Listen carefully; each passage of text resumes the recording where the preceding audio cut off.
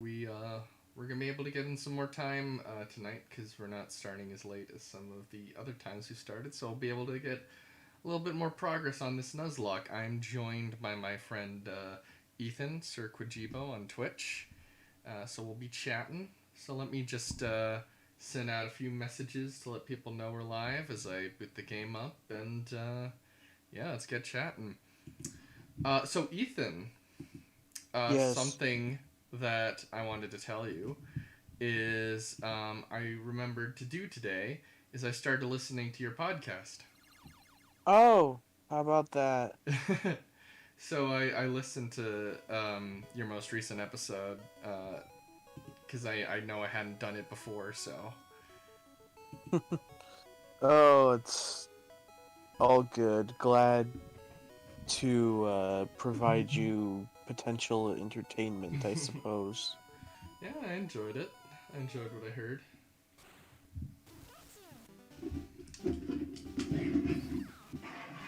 Gotta love those bit crushed Pikachu noises. Okay, let me shoot out some texts. So what you been up to lately? Um, I've been on a kind of a work vacation of sorts. I haven't gone anywhere, but been taking that opportunity to do some things at home, catch up on some of the gaming backlog.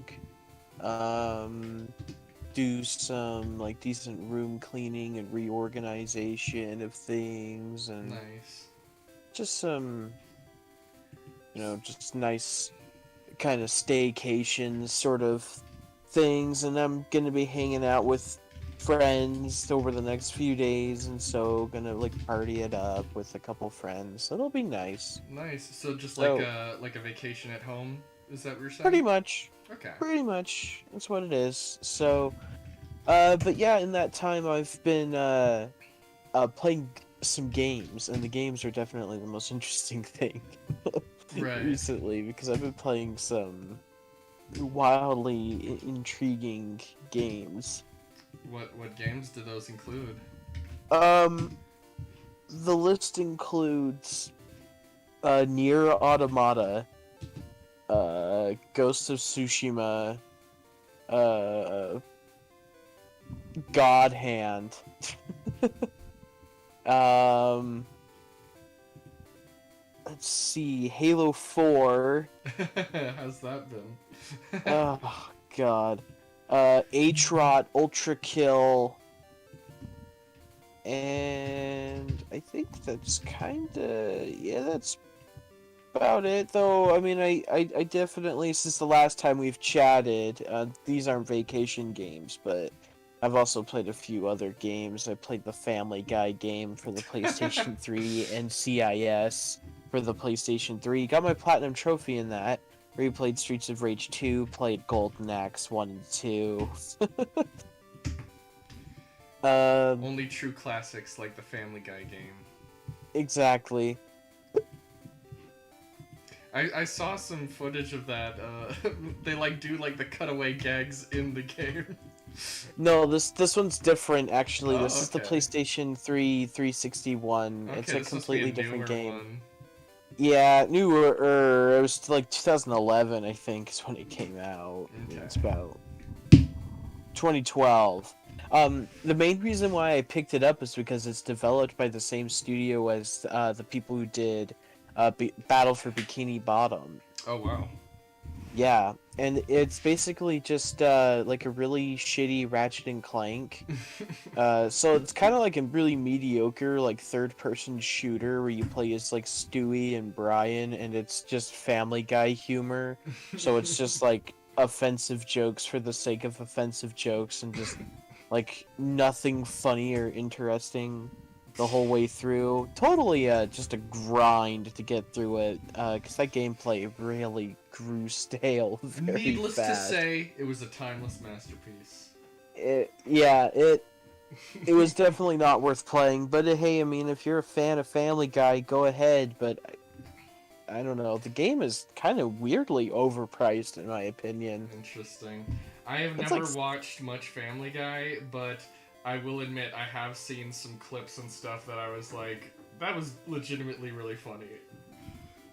Like, from what it sounds like, it's usually not not very good, but I have seen some bits that I thought were pretty funny. Oh yeah, no, they exist. They certainly do. It's not very often, but they do exist. I think it was one of the oldest bits, but the bit where Peter like breaks his knee on the sidewalk, find that find that funny. Where Oh it's just yeah, like, they ah. they they rehashed that Oh joke no. in the game. Yeah, Oh boy. yeah, because they know That's not a good that's one of the sign. most popular jokes of the whole series. It's not a good sign. Okay. Oof.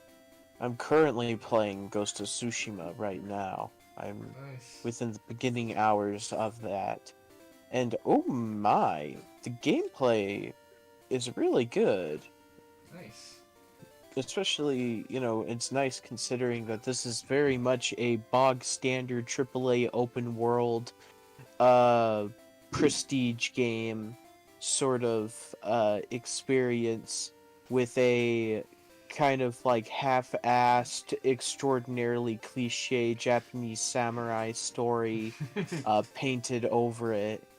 Uh, but the gameplay's good, and that's what counts right now is the gameplay. The gameplay is good. The combat just feels very, very nice. That's good. So let me introduce you to my current Nuzlocke team at this point. We've only just recently beat Brock, so we're not super far in. We've got Stonks the Magikarp because it's Oh like an yes. investment. Uh, Heimlich the Butterfree off of Bug's Life. Pesci the Mankey because of a Joe Pesci. Xena the Nidoran female because Warrior Princess. Falco the Spearow because I was running out of ideas and needed something bird-like. And Pikachu is not Raichu because this Pikachu can't evolve, so it will always be not Raichu.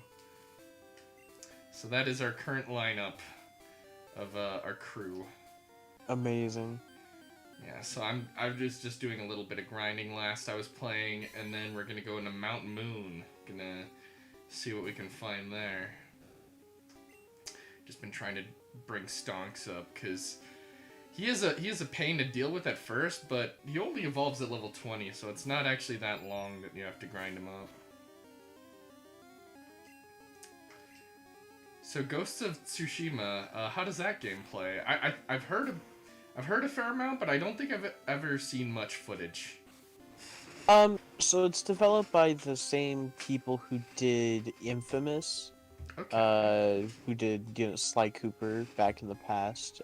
So it's made by Sucker Punch, that same studio.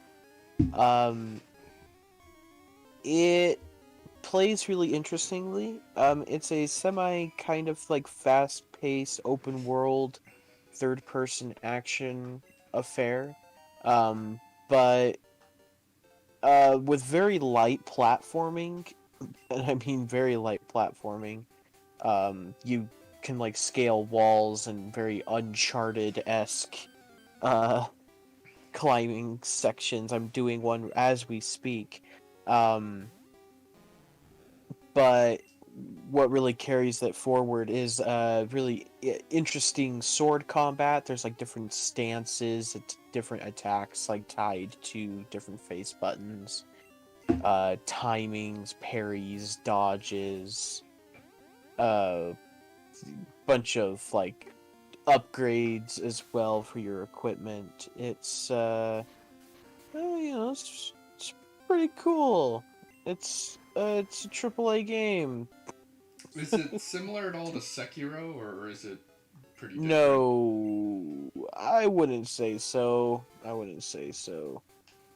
This is definitely more the Western kind of affair. Okay. Let me put my chair back up a little. That's better.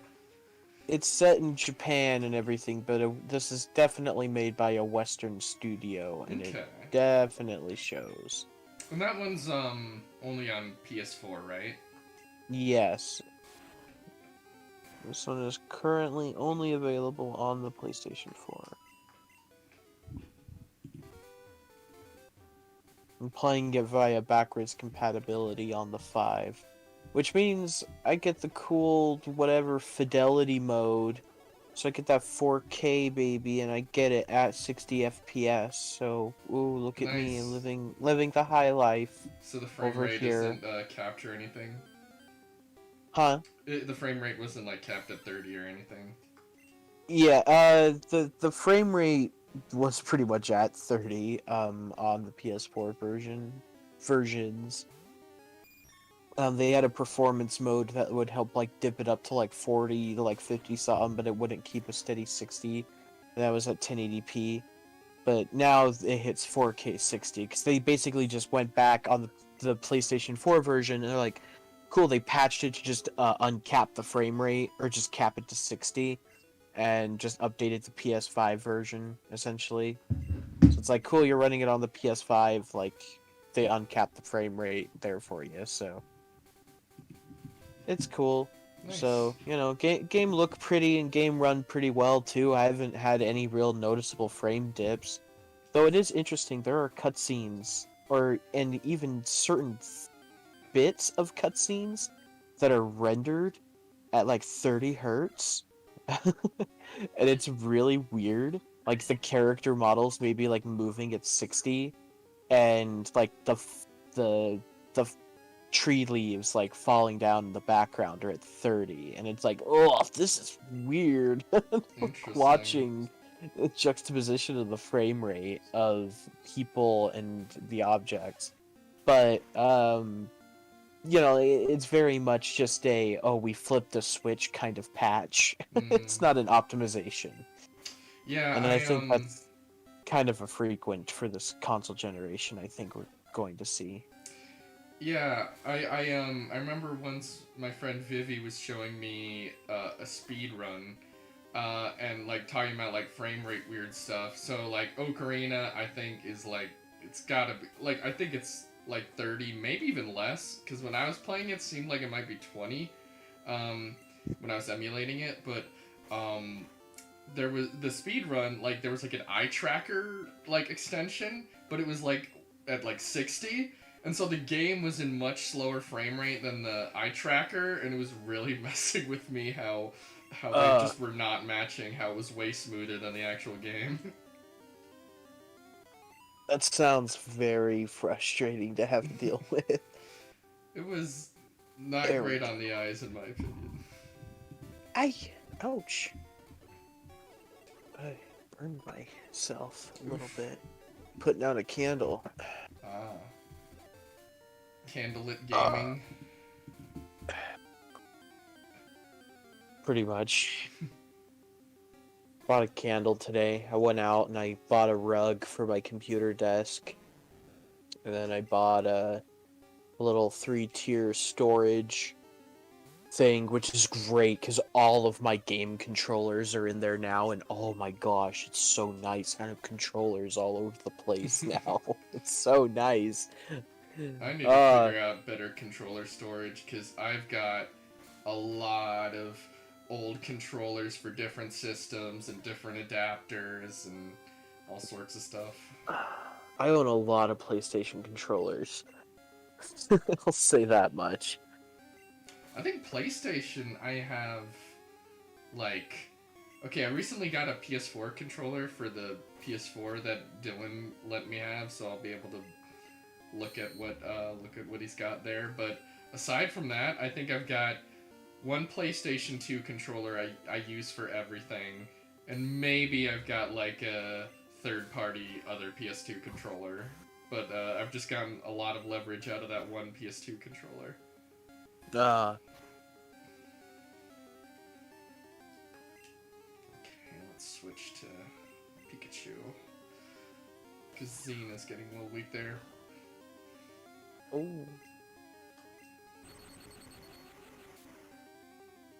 It's very interesting how every time Pikachu does anything, you get to hear this little bit crushed. Pika! I do have to say, Gremlin screech. yes, I do have to say that the overworld sprite is adorable, though. I think it's really Yeah, I cute. love it. It's so It cute. is the best thing. It's a I little love it. awkward, but I really like it. I love it too. I played a lot of Yellow when I was a kid, and I loved having Pikachu behind me. I like how if you don't do anything for a little bit, he just starts looking around. He's like, I'm bored. Yeah. What can we do? You can move anytime, trainer. Man.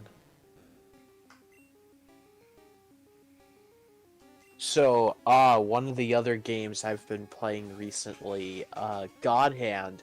That's a game. Um, that is definitely a game. You ever heard of God Hand? Yes, I have. That Boy, one has like adaptive difficulty, doesn't it? kind of, yeah, pretty much. But it still kicks your ass no matter what. It's brutal. It's hard, but it's fun, but woof. Woof.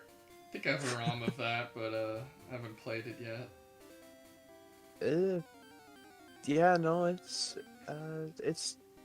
certainly really fun, but wow, prepare to get your ass handed to you. It's very much a get good game, and it commands you to do so with its very awkward control scheme. But it feels really weird at first, but after a little bit, it's like, oh, okay, this makes sense. Like, okay, I get it now. Like, it feels like I get into the zone a lot better with it.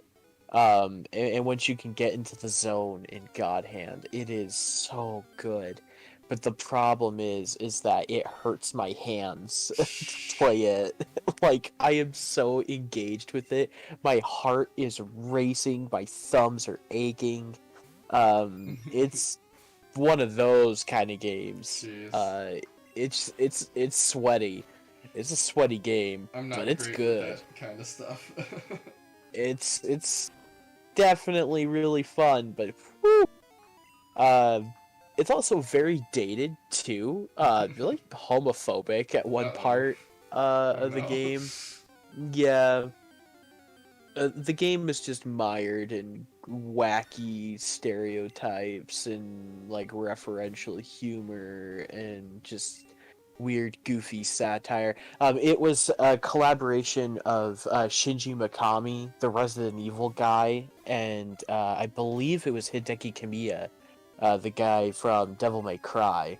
It was the two of them basically kind of spearheaded this project with their studio Clover that they made back in the 2000s. Right. So, um, it's certainly a very interesting piece of gaming history, and it plays amazingly.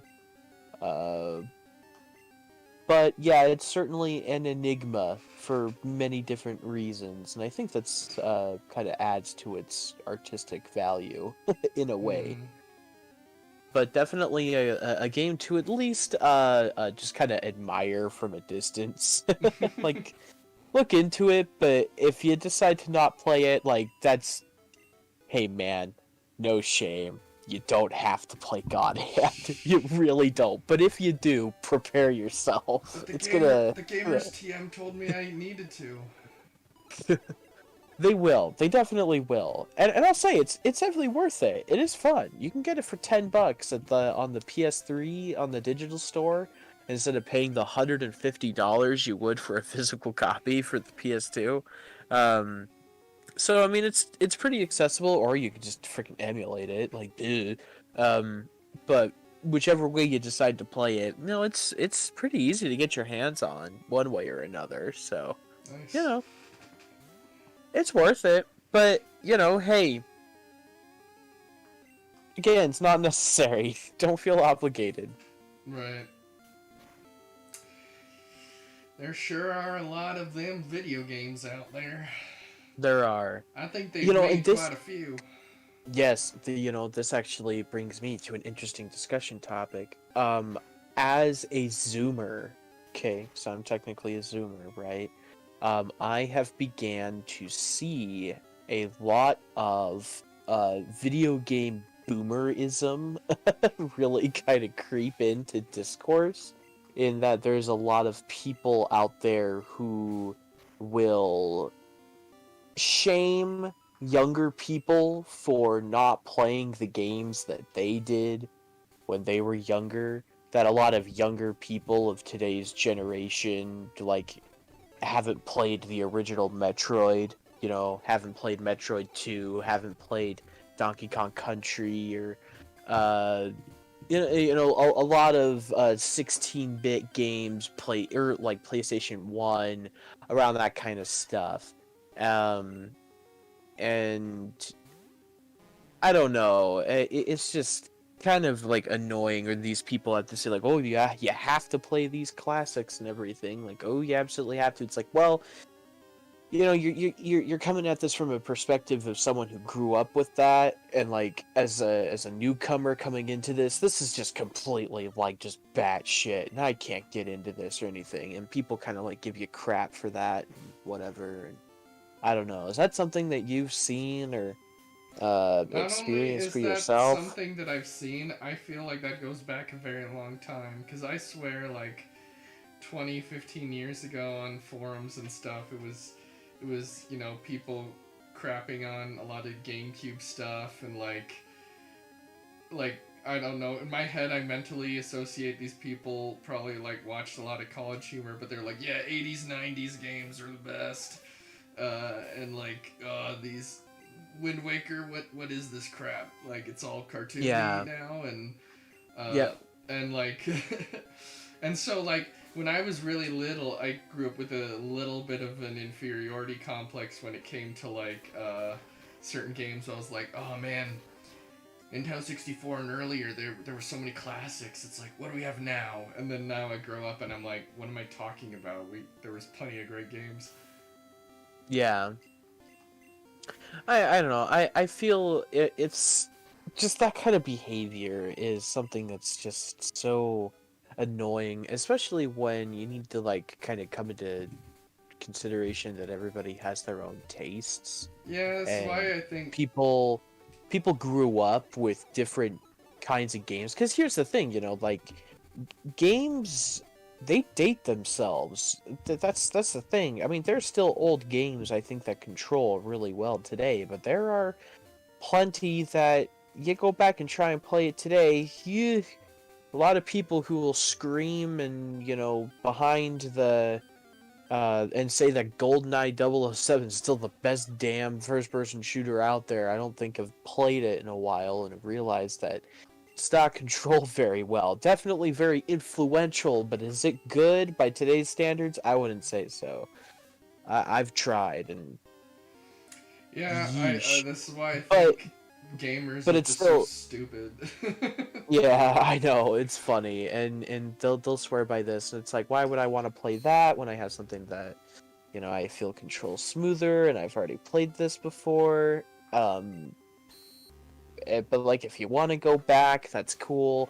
I've certainly done a lot of going back in time and playing a lot of older titles, and experiencing a lot of the rich history of games across many different console generations. Uh, but also at the same time, it's just annoying. You can't play every game out there. Not everybody is going to enjoy or even begin to want to put in the effort in the kind of stuff that you want to play. Yeah. I still get a lot of shit for just being so opposed to JRPGs. I just can't. It makes me Just feel can't. sad, but whatever. I just can't. I I mean, like, tried. I so you love beat 'em ups, right? I do. Yeah, that's probably like a genre for me that like I'm like, oh sure, I'm sure it's fine, but like yeah, so I don't care, you know. We've all got Yeah, our own stuff. and that's the thing. Like, I can look at a lot of these JRPGs from the outside looking in and be like, damn, that looks really cool. Do I want to play it? No, not at all. I'm gonna That looks hate like the a gameplay great game to experience. watch a long play of. Yeah, exactly. It's like that is a game that I will definitely watch like a friend play, or something like Or that. watch Like, those. watch just the cutscenes on YouTube edited like a movie. watch a giant like critique of the game, like or something like that, and get all the story like fed through and explained. You know, it's that sort of thing. So it's I don't know. It's interesting, but I don't know.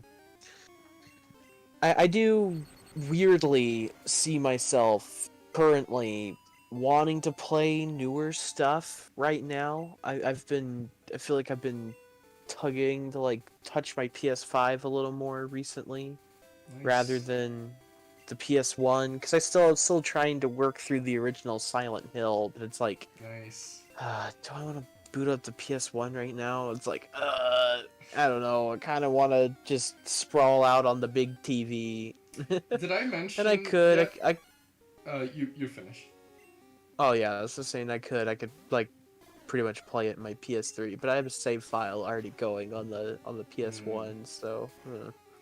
I was just gonna say, have I mentioned yet that a few weeks ago I beat Silent Hill 3 with my cousins? Oh, nice. Yeah. Jeez, that did a lot. That's scary. Um, yeah. So I thought it was great. But to be honest, if I were to like rank them at this point, and it could be like a slow burn. Like to be honest, Silent Hill 2, I didn't fully appreciate it more until the weeks after. But at this point, I would clump the first two Silent Hills together, closer together than I would them to the third one. I thought it Interesting. was. I thought it had some really good stuff, but it was very different, very interesting. I won't spoil what happens, but it was a bit unorthodox, and so that's kind of part of why I wouldn't put it on the same level as the other two, but I still got a lot out of it, and I think it's totally worth a playthrough and is really good. Yeah, okay. But yeah, Silent Hill 1 and 2, those ones are so solid.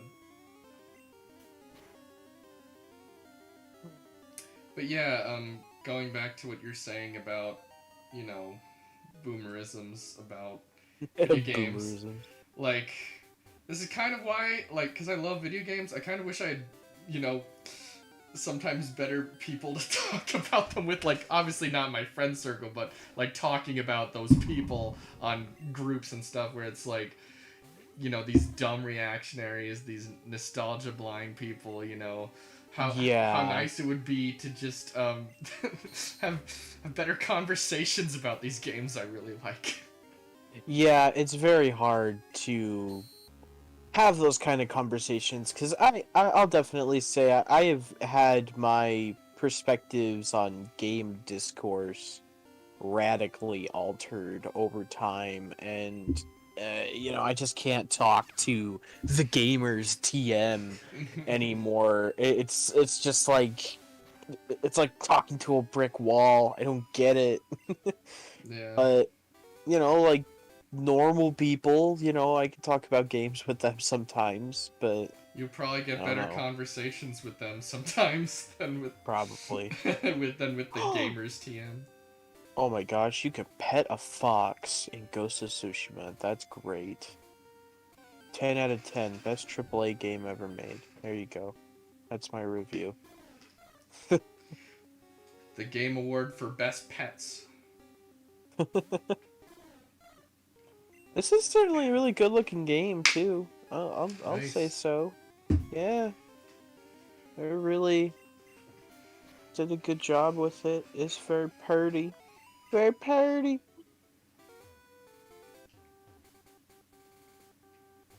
It's been a while since I've played a AAA game. Yeah, I've I don't been play too many. I did get for my birthday Final Fantasy VII Remake, but I'm holding off on that until I beat the original. But once I do that, I'd like to get into it because it looks really interesting. I definitely want to try the Final Fantasy VII remake. I got it on PlayStation Plus. I want to give it a try because you know I'm not a big fan of like the turn-based RPG kind of thing, but hey man, I love Nier Automata, and it's like, well, I could get into Nier. I could get on with that gameplay structure. Could I do this? This is what gets me in the door. The gateway drug.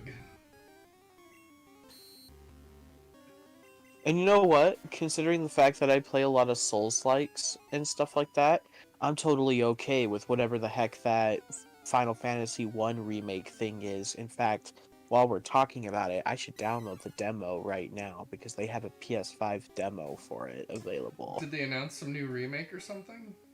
Yeah, I mean, it was a thing at E3 during the Square Enix thing. It's called like Final Fantasy Origins, whatever. It's basically like a remake of FF1. Interesting. But it plays like a Souls-like. Hmm. People were really crapping on it for how it looks and everything, and some people are crapping on the gameplay too. But Well, you know as what, long as man? it's not what they did to the PC versions of like Final Fantasy VI and stuff, where they made it look like RPG Maker template stuff. No, it looks like a AAA game. That's good. Free PS5 upgrade. I should.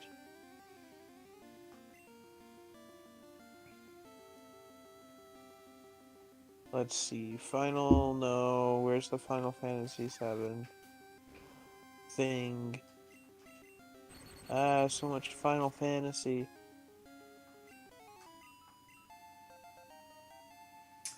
It's a shame I never played Final Fantasy as a kid because I probably really would have liked it.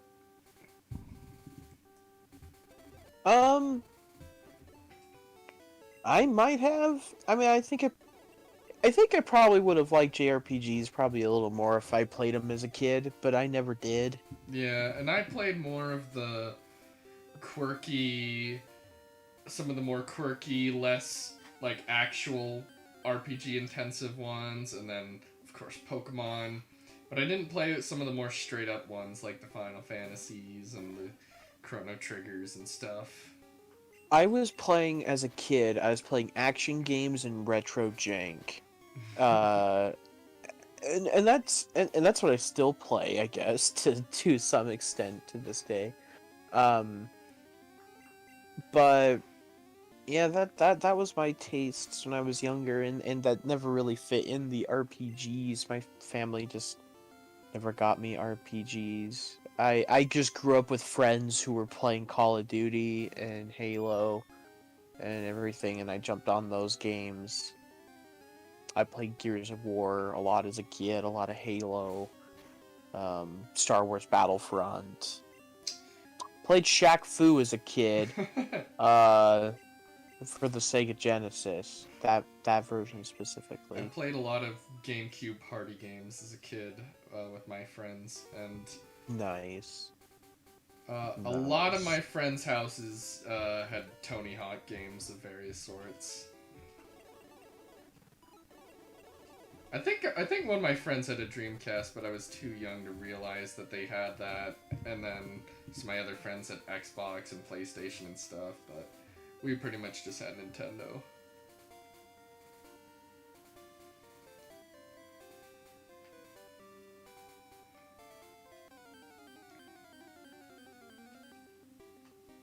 Yeah, it's very interesting what drives certain people and what bothers them. Like, because there's some people I see on YouTube who like really get bothered by turn-based stuff, and I'm like, turn-based stuff is just like the easiest stuff for me to vibe with. Like, because I'm so used to it, and like, I feel like it's a great pace to think about things while I'm doing, and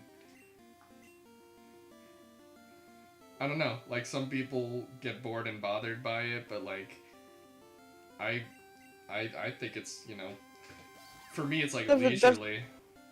there's definitely something to say for the JRPG grind. I think my big thing that because I can go for a game grind, I certainly can.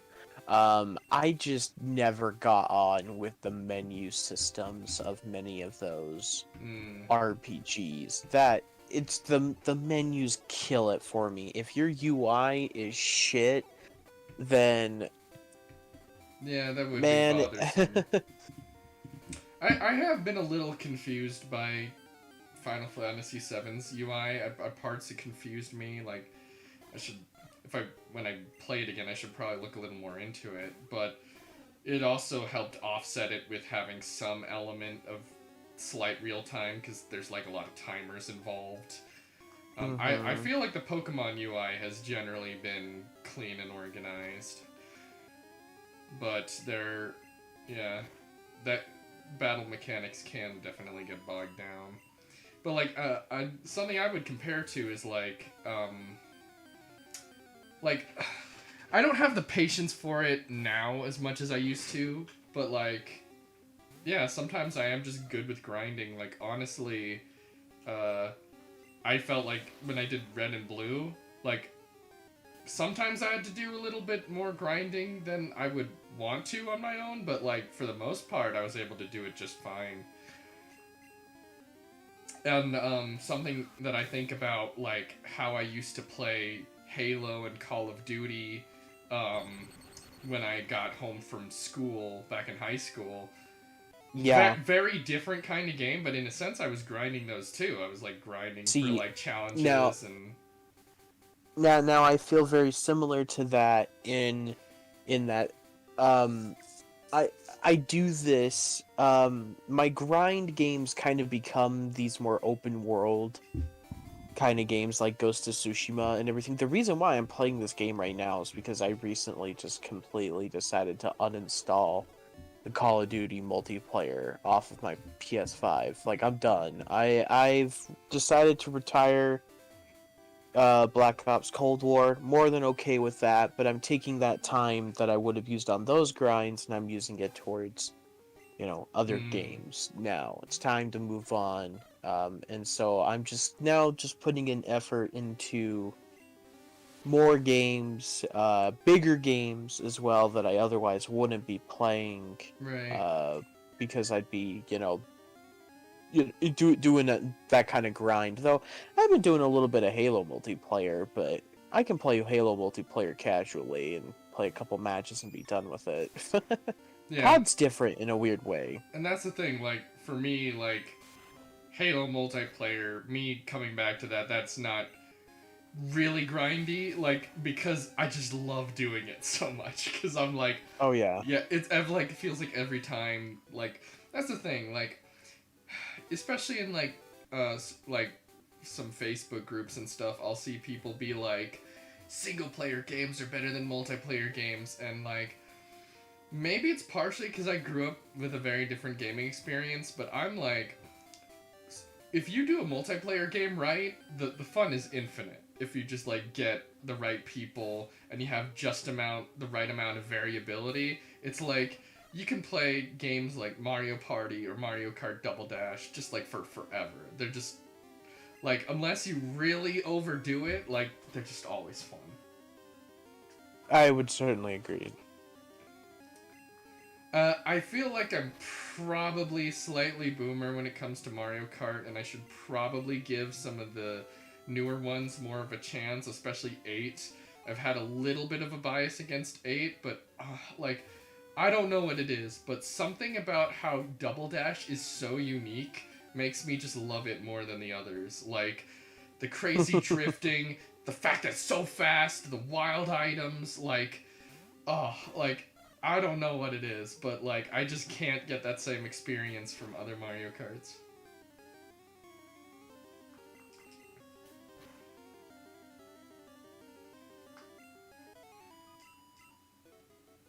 Cause like when you've got a whole bunch of people on a baby park and you're launching Bowser shells everywhere, it's just absolute chaos.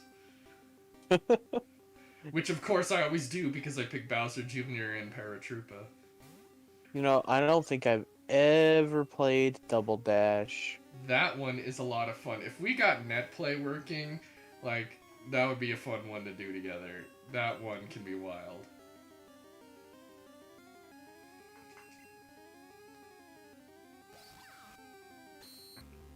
It is Yeah, like as a oh, I was just gonna say it's manic like I don't think any other Mario Kart has ever been.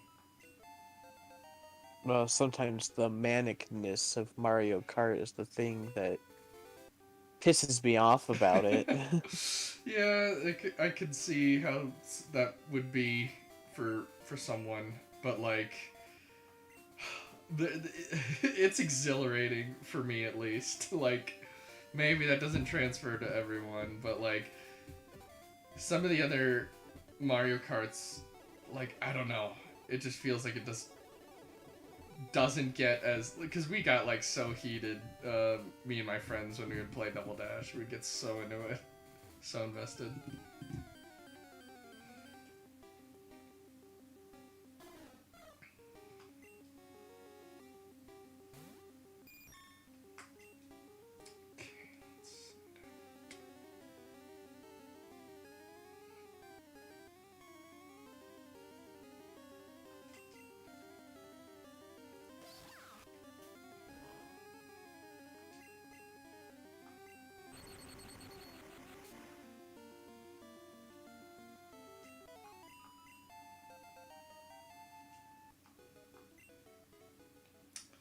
Oh.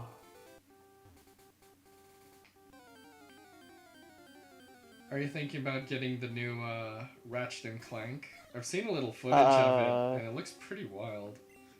not for $70. Oh, jeez. Nope, not for that. I'm doing the best I can to not spend $70 on a AAA game Jeez. this console generation. I know at some point I will. I know it will come. That day will come, but right now, I'm good. Thank you. We need the revolution so that Ethan can buy Ratchet and Clank with for free and not have to spend $70.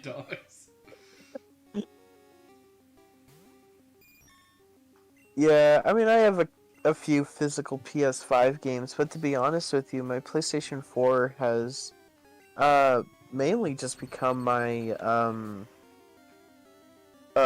PS4 backwards compatibility machine. Right. Which there's That nothing sounds like wrong a with good that. idea. That's Yeah. well, yeah. I definitely because I've had people kind of ask me about, oh, hey, is the PS5 worth it? Is the PS5 worth it? And my answer generally has been no, unless you were someone like me and you were on a base PS4 last console generation, like the whole way through. You never got a PS4 Pro. And you were playing your games like on that base PS4. Oh man, upgrading here, wow, much better overall. Better resolutions, better frame rates for your PS4 library for the most part. You get dedicated patches for some of these games.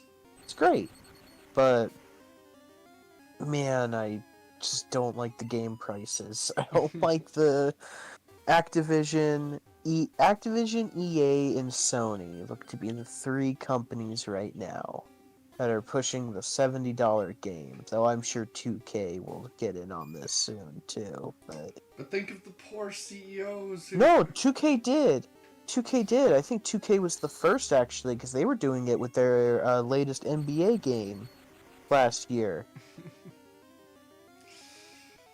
Oh, sports games. Yes. I'm gonna spend $70 on NBA 2K20. Oh my god. Or 21, whatever it was last year. God. Every penny truly Imagine. worth it and truly going to the right place. Oh, yes. The fact that people also spend on the loot boxes and grind shit in that game. God, it's nuts. Nuts. Nothing shows that the whole consumer aspect of value is just made up than like microtransactions and stuff, because it's literally just stuff you code in like to, hey, here's a challenge we made for you that doesn't need to exist, pay more money for it. It's like Yeah, what a great way of showing them money is fake. pretty much, yeah.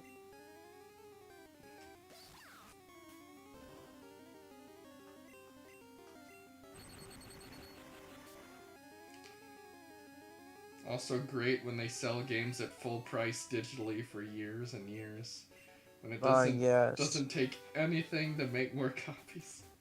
Call of Duty. Mmm, gee, I think of one series. I think they still want like 45 or like $50 for Black Ops 2 on Steam. Kill me. Ridiculous. If only one Call of Duty game lasted like 4 years and then they made a really good new one and then they move on. Yeah, I would have no, been just fine with that. they date them immediately out the gate. You mean a lot of people aren't gonna remember Ghosts for years and years and years?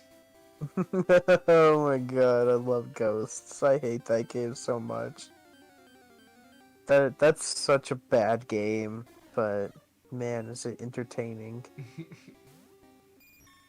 I've been like reorienting my video game list, like not full on yet, but like every day I'll be like shifting things around a little bit before I take it on in full.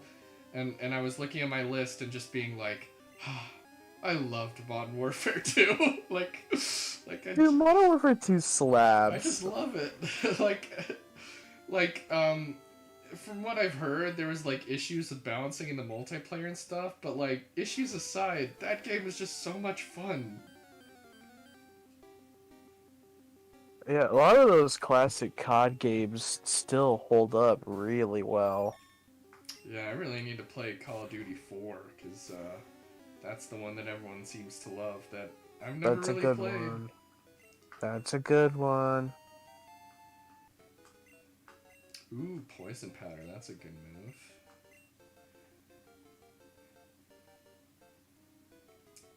Let's give up Harden. You don't need that anymore, Heimlich.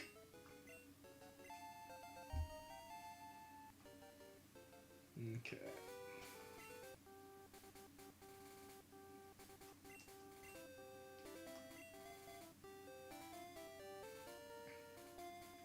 Okay. Let's bring up Magikarp a little bit. And then let's take on Mount Moon. Hopefully we'll get something good there. I think all the Pokemon in Mount Moon won't be duplicates, so that's good.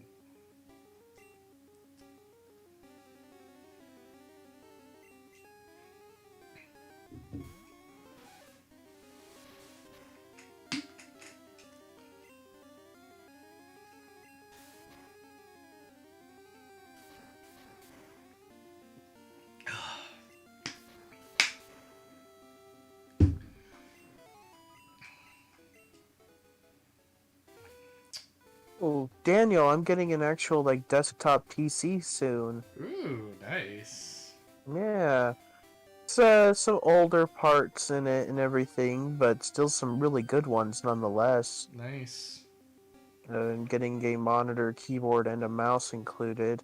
And at least that keyboard's a nice Razer gaming keyboard, so If I may yeah. personally say so, I would recommend getting a high frame rate monitor more than I getting a am, yeah. 4K monitor, because mine's 1080p but 144 hertz, and it is, oh, Halo Reach looks gorgeous in it, like, ugh.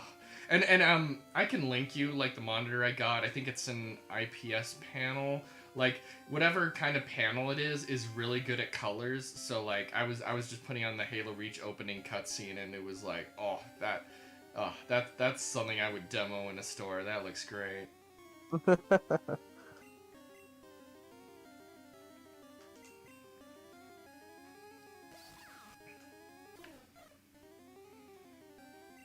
Yeah, I think mine's is like the Asus Tough Gaming or whatever. Should be on Amazon. I think it's like in the $300 range. Okay.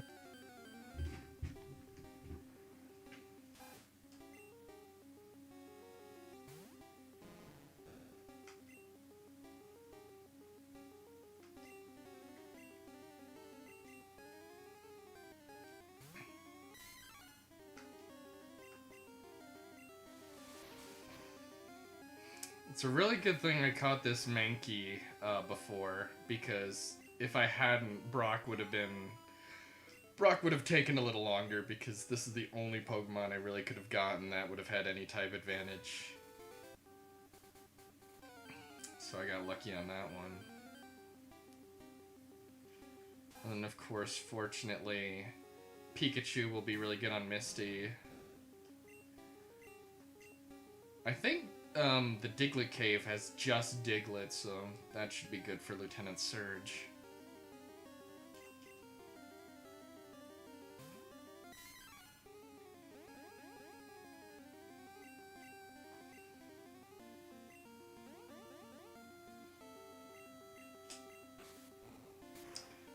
I noticed you mentioned HROT, right? Is that a recent boomer shooter that came out or something? Oh, yeah, Atra. It is a boomer shooter, still in early access. The first out of third episode is currently out. Ooh. They have a survival mode to play.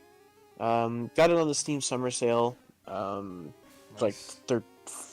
$14, I think I spent on it. For early access, I think I got a great deal on it. But yeah, no, it's a lot of fun. Aesthetic wise, it's kind of like Soviet Quake. Cool. Plays a lot like Quake. So it's very fast-paced bunny hopping, that kind of like hit scan weapon bullshit going on in a chunky 3D environment, but it's kind of like brown and gray, and it's got a lot of like Soviet like propaganda Cool. strawn about it, and Nice. pictures of dictators and things and signs in Russian and whatever. It's interesting to see further how they flesh out the world. Yeah. I don't. Aesthetically, I really dig those kinds of games, but I haven't played a ton of them. I think I'd probably not be great at them, because I have beat Half-Life, but I struggled at parts with that one. I'll be honest with you. All of these games usually have very generous easy modes. Okay. And Atrot's no exception. It has a very easy difficulty that you can play on. And also a lot of these games are very open about including their cheat menus easily available for you as well, the God mode or whatever. So, hey man, I think I'm gonna come out and be honest. I used some God mode cheats in Half-Life yay, sparingly. dude, I don't blame you. Here's the thing. It's stuff that's included in the game, and here's the thing. Even though like maybe these games still control really well to some extent, they age in certain regards, and you know what? Sometimes you just want some like freaking modern conveniences. And there's nothing wrong with that. Yeah. And if that means that you want to take some save states or you want a God mode for a minute or whatever, then you shouldn't be freaking punished for it. There was a point in Half-Life where you drop out of a vent, and I just had too little health to survive it, so I had to use God mode to continue the game.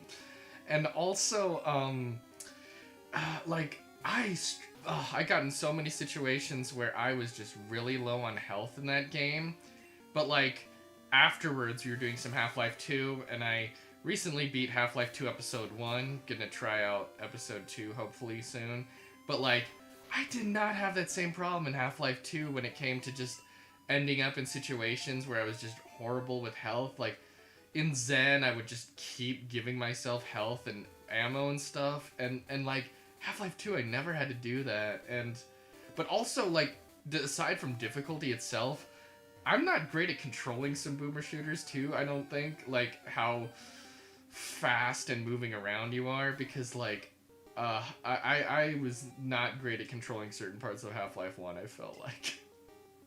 I think also a lot of that can be stacked up to how a game's level design will also attempt to engage you in that regard. I think a lot of these some of these boomer games, I think, can do a good to even sometimes a pretty poor job in terms of its level design and Hmm. how they try to engage the player in that regard. Well, I know that Uh, platforming in Half-Life 1 was not fun. yeah. Especially just you accelerate like really fast in that game, like and you slip around a lot. I actually like had to like I forget. I think with the key bindings, rather than like having like a sprint button, there's like a slow down button, and I use that all the time.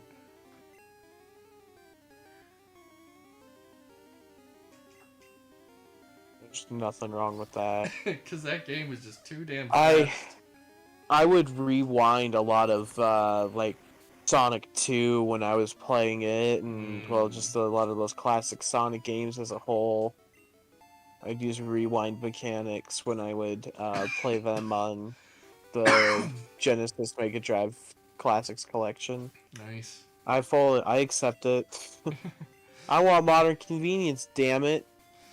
I played that game in like the worst way, but it was because I was taking bus trips to work and I needed something to play, so I beat that game on iPhone, and it was a real challenge with that final boss. But still a fantastic game.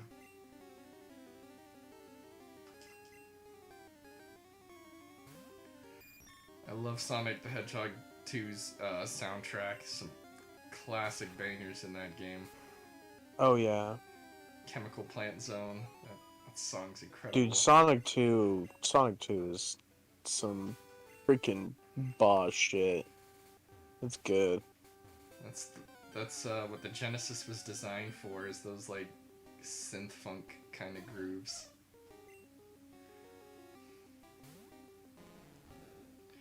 That's the weird thing about the Genesis sound font technology is when it was mastered, it was absolutely incredible, and when it wasn't, it was some of the wackest sounds I've ever heard in my life. There was Oni Plays was doing some Tasmania like the Tasmanian Devil video game, and they were like trying to do like the sound cues of Looney Tunes but on like Genesis hardware, and it like I don't know how to describe it, but it was just the most cursed sounds ever because it was like It all sounds real super weird. it was all super metallic, and like the death sounds were unnerving and just a bunch of weird sounds that hardware was not designed for.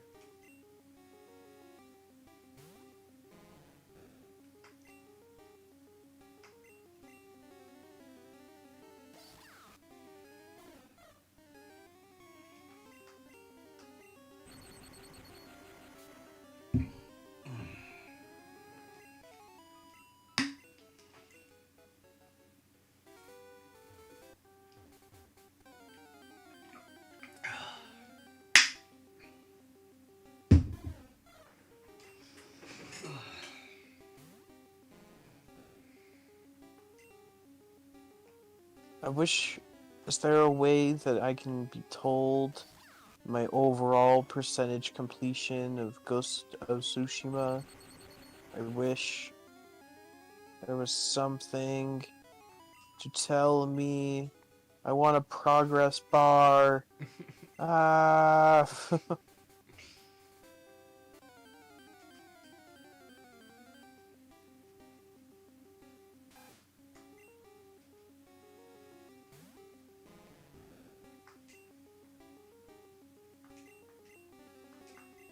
Want a progress bar. Just put in the little bar so I can see what I've done. That's all I want. I can see all these individual little things and all these sub menus, but I want an overall progress tracker. Even Ubisoft games put that in. And I hate Ubisoft games. Even those monsters can do it. Yeah. Ugh. Yeah, Ubisoft. Their new Far Cry is set in like Cuba, right? I think so. I So don't know. I haven't been paying attention to Ubisoft stuff. I'm very done with Ubisoft. I'm sure they'll have very great takes on Cuban history. I bet they will. I mean, we can trust them. It's not like they've ever abused anyone with the position of No, power. No. no way, not at all.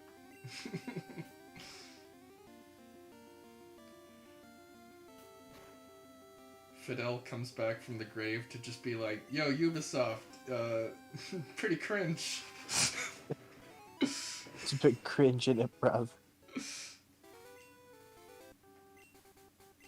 Oi! Get my ass beat in that Tsushima.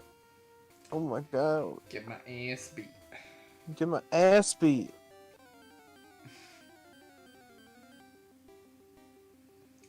Alright, for Twitch viewers out there, it looks like we've hit our first hour. So I'm just going to run some ads in just a second while I'm here grinding. But before I do, just a reminder that Twitch subscribers will not receive any ads. I don't want to lock anything behind subscription. I want everyone to be able to enjoy these streams regardless. I don't expect anyone to give anything, that's just up to you. But if you do feel willing to contribute, it would be greatly appreciated. Because like a single dollar donation is worth tons more than ad views. And as a way of showing appreciation to anyone who is willing to contribute, whoever donates the most, cheers the most, and gifts the most subs by the time I finish these Pokemon Yellow streams will be able to nominate future streams for me to do. So if you want to pick something that I do on this channel in the future, feel free to shoot for being number one in one of those categories.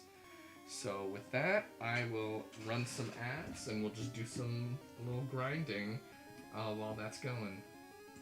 I'm gonna take a little break myself, run to the bathroom, get Okay. some water. Sounds good. Probably take some nighttime pills, brush my teeth, whatever. I will be back in a little bit Okay. to.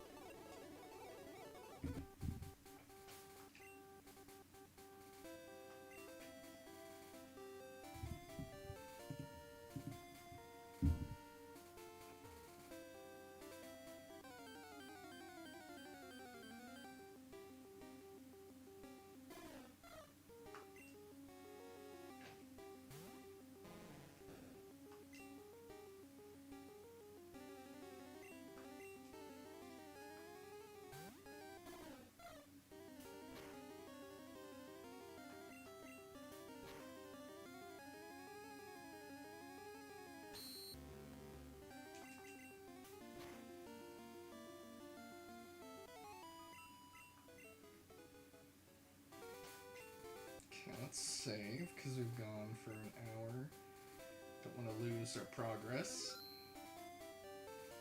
Pikachu, how you doing? Oh, Pikachu's real happy. Probably because we've been using him a lot in battles or something.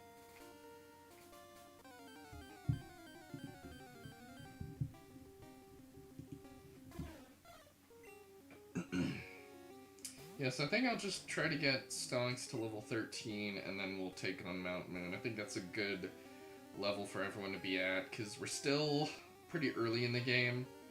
So I feel like a lot of these guys could get wiped out, so we're going to have to watch out for that.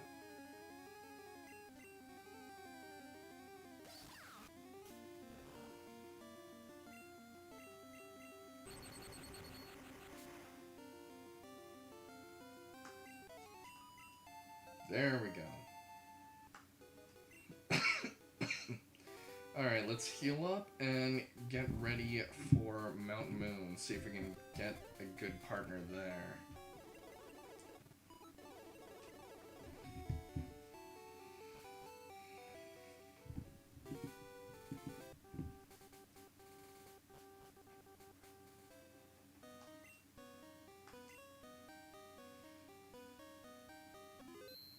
Okay, how many balls we got? Okay, 6. That's a good amount. So I think to our left here, there should be some stuff. Yeah, there's like some items and a trainer.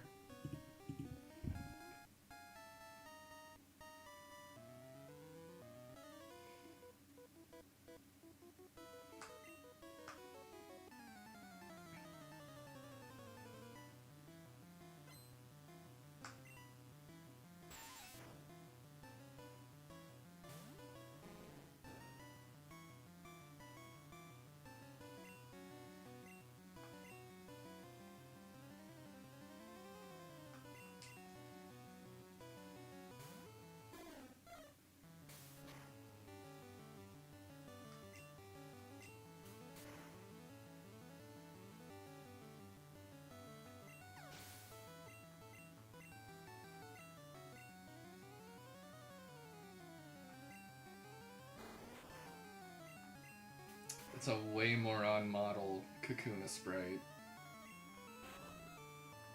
Did kind of... The arms were a very interesting touch, though, in red and blue.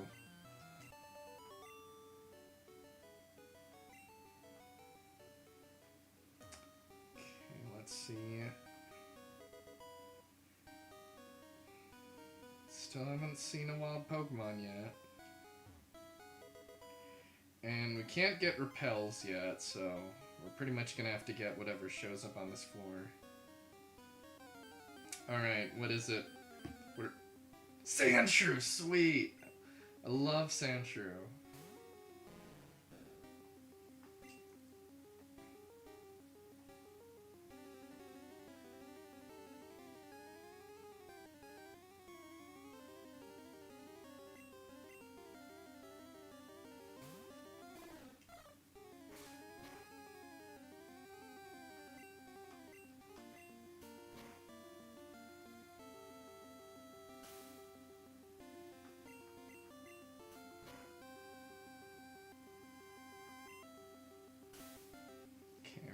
Be careful.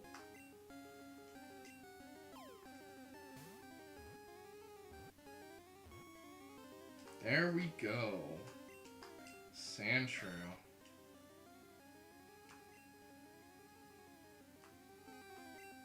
Okay, what are we gonna name this guy? What's a good name for Sandshrew?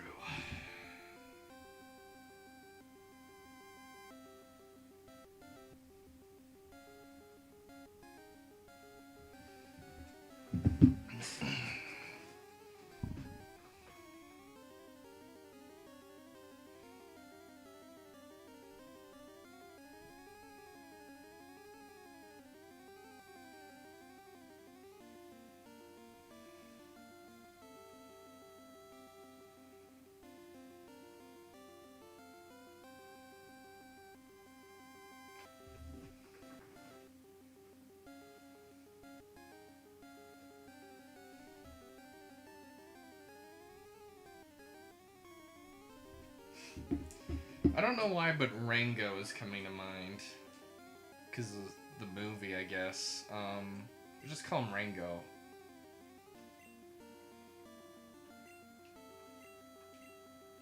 Even though he's not a lizard. I don't know. Let's just go with it. Okay.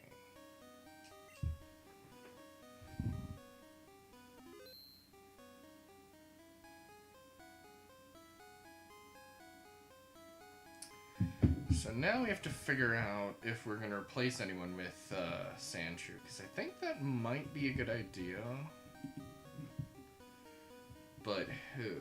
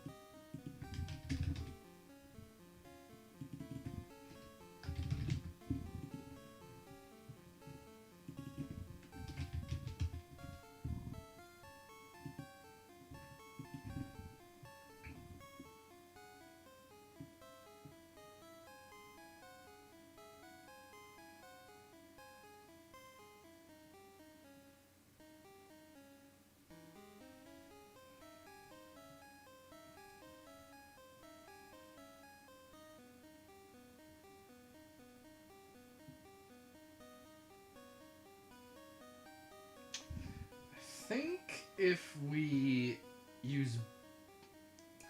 Maybe we'll have Butterfree eventually pick up flying stuff. And I mean, it does have confusion.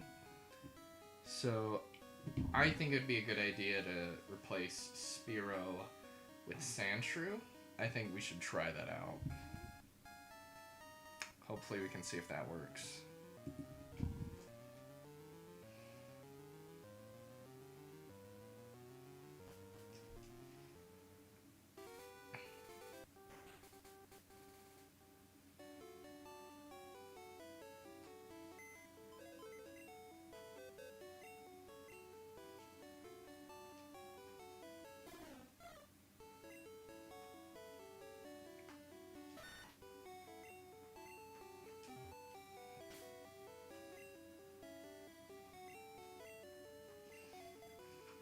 Okay, let's replace the sprite.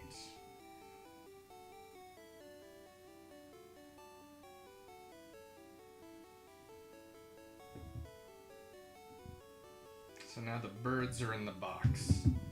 Bird box. Okay, let me get a Sandshrew sprite.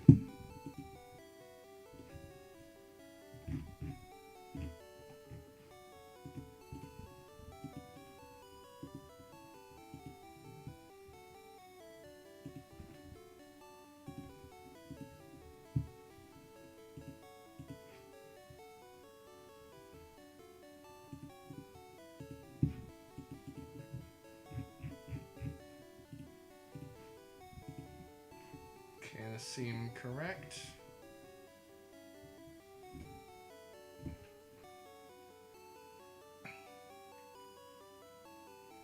Okay, I think this is everybody.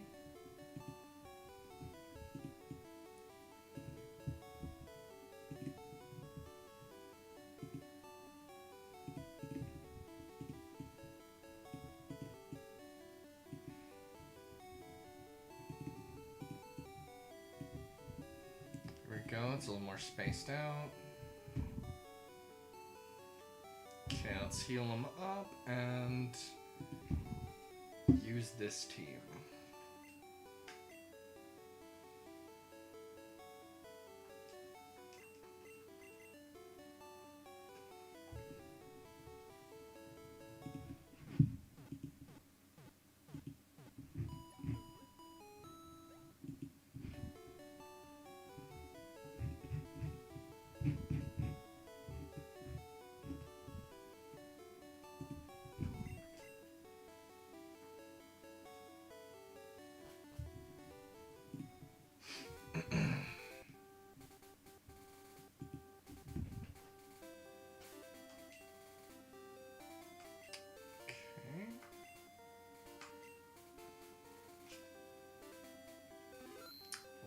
and go in front so we can get to level 13.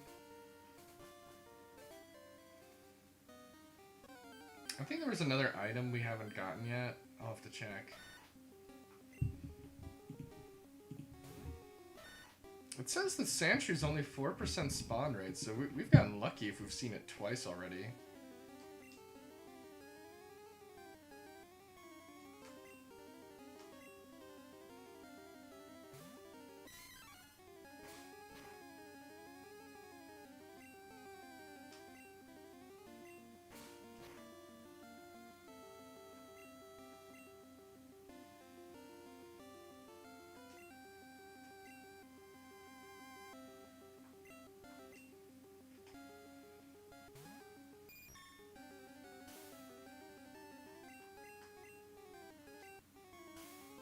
Jeez.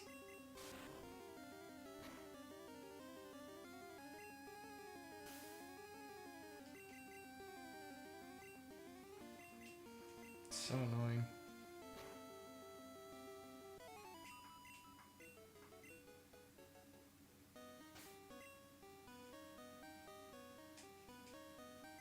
Okay, we're gonna have to be real careful, so I think we're gonna have to retreat whenever we get yellow.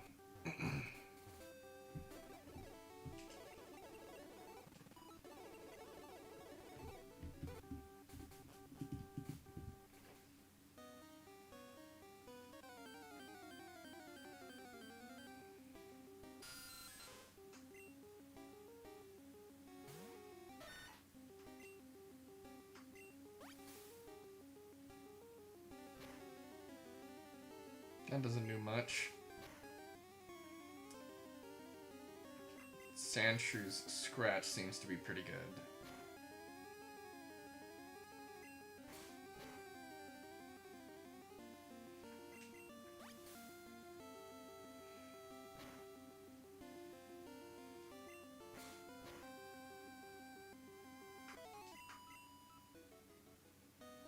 Okay, let's see if there was another item.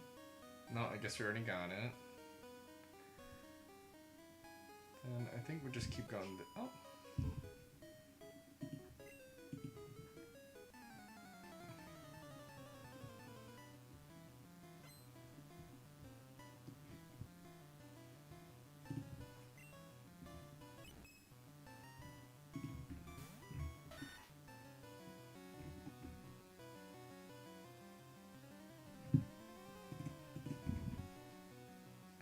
Okay.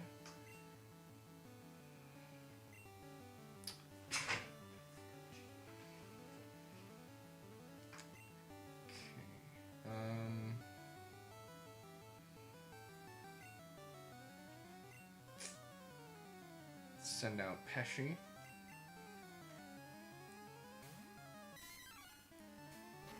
You know, I might have liked the red and blue sprite more for Clefairy.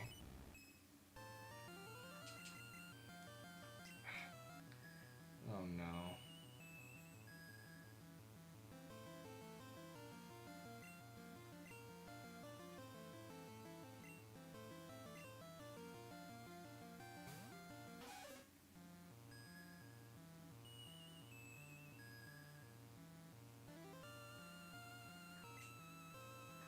Let's see if we can take it and maybe do a double kick.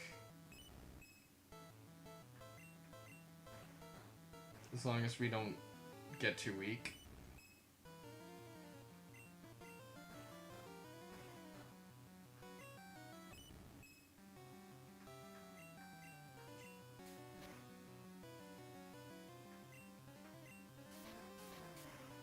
Okay. What the? That growl really did a number on us, didn't it?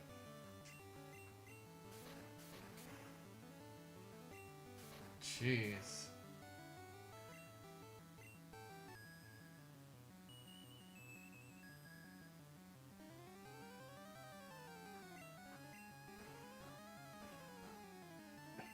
We should have probably tried for Pesci.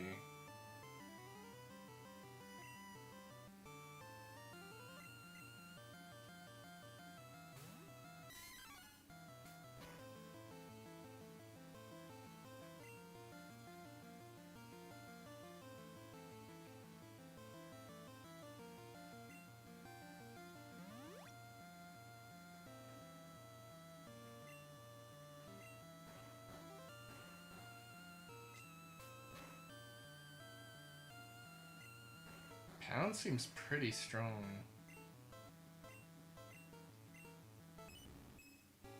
Okay, we're not... Okay. So just... Yeah, good. Didn't miss. Alright, that's good.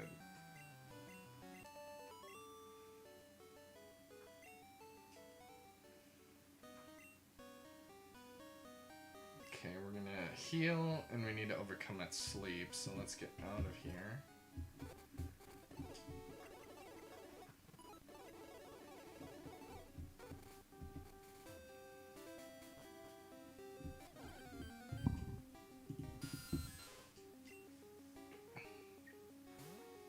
Okay, some scratches should take this out pretty well.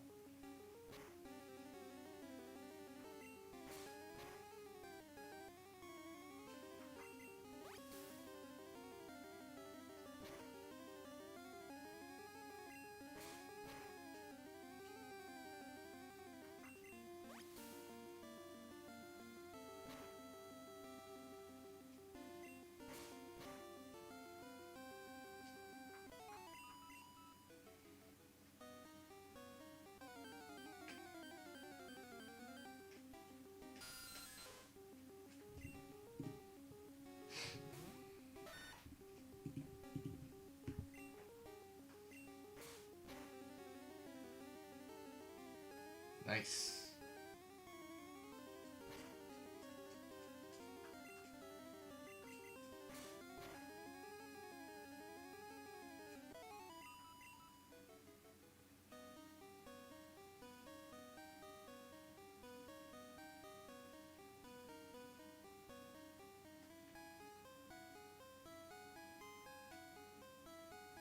Especially at this point, we really need this trainer money. Because we really need to be able to buy certain things. If only I had a ground move.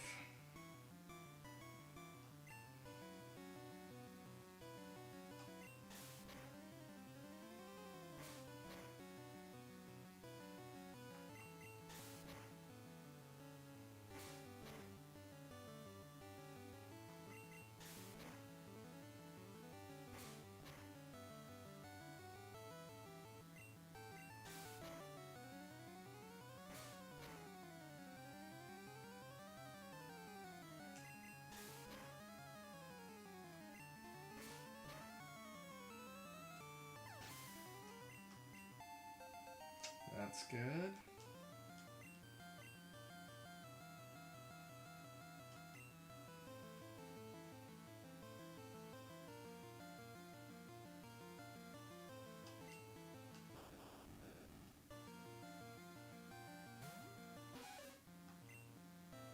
Hello, I've returned. Hello. So I've entered the cave now, and I caught Sandshrew. That's the Pokemon that showed up. So we swapped. Ah, yes. We swapped Spearow for Sandshrew. I couldn't really think of a great name, so I just named him Ringo off of the movie.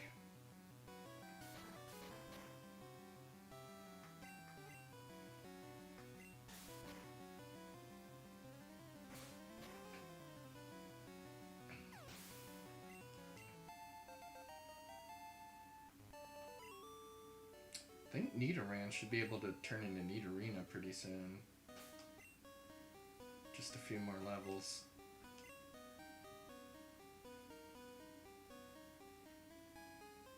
Okay, I'm heading back out so we can heal up Sandshrew.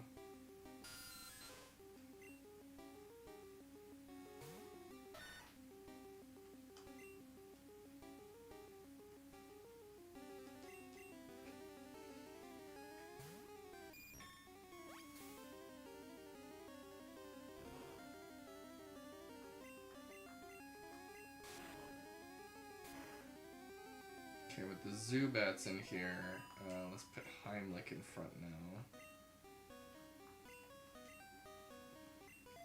While Rango's a little weak.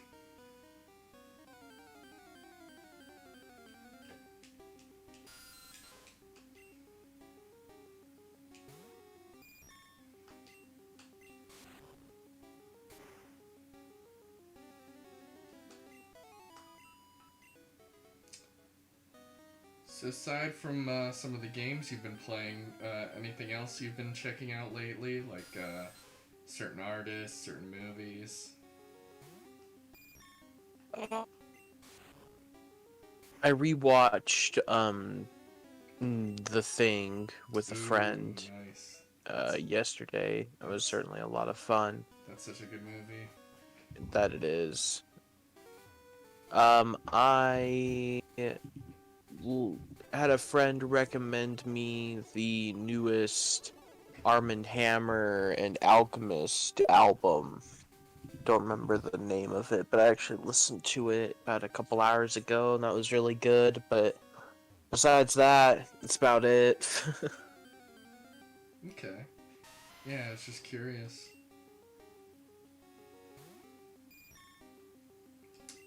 Rock type might be good against me. Damn. Ugh, Magikarp, you need to turn into Gyarados soon.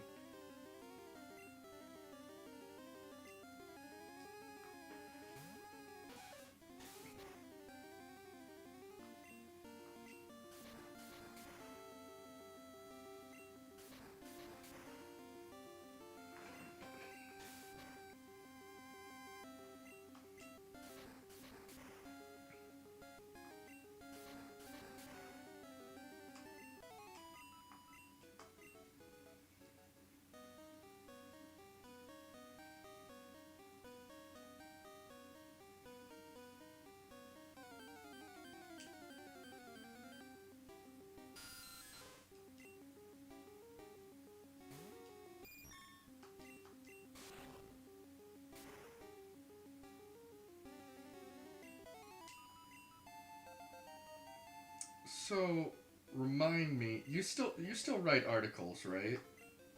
uh, Sometimes I've been working on some personal writing right now. Okay. Because I was wondering, because I don't think I had seen an article post in a little while, so I just wanted to make sure. Yeah, my day job has kept me very busy Right. from doing that. Rare candy. I think that'd probably be best to give to Pikachu because we need to have him real good for Pokemon Stadium, so let me use it on him.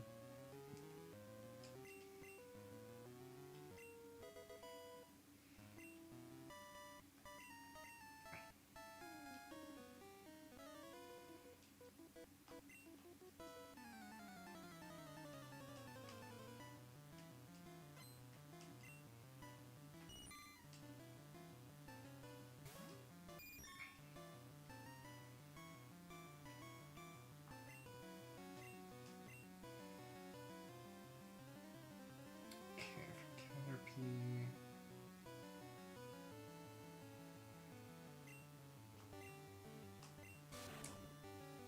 Man, seeing those 1 year anniversary posts of the Traverse Mountain fire was wild.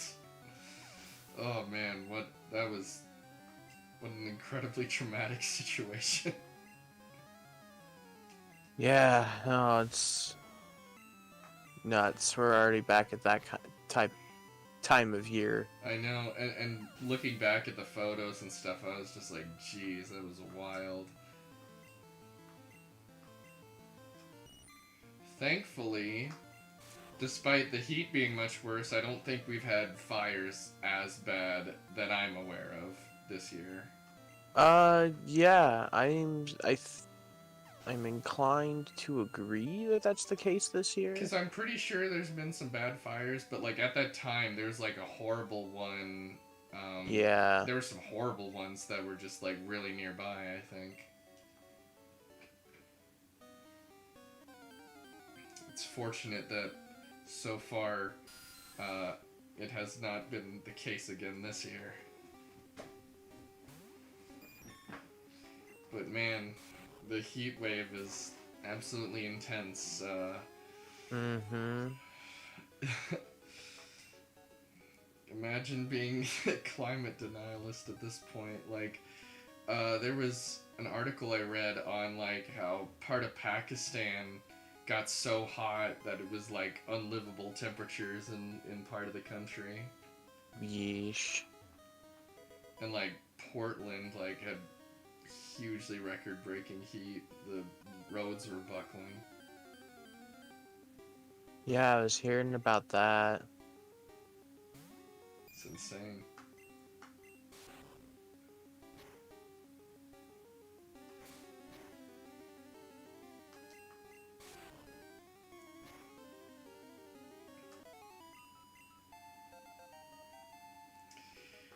Man, sure am ready to celebrate with fireworks on the 4th of July.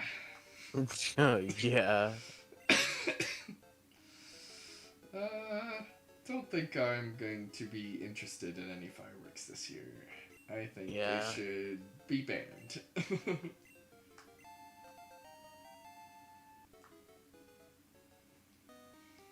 Also, as you might imagine, I'm not, haven't been especially patriotic recently, so it's pretty much just going to be a day where I relax because I get told I'm allowed to.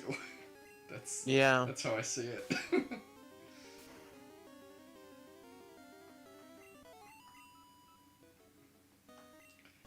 It's also how I am with Pioneer Day too, because like I don't have any connection to that. I have like family history in it, but yeah, I have none. Like I don't do anything. my family, like no, not pioneers in Utah. We don't have that heritage.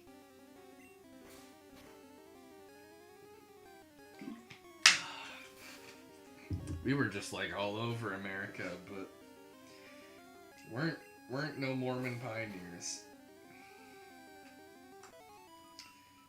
One of our ancestors apparently had a coffee company. Oh. The Wood Coffee Company, if it still exists.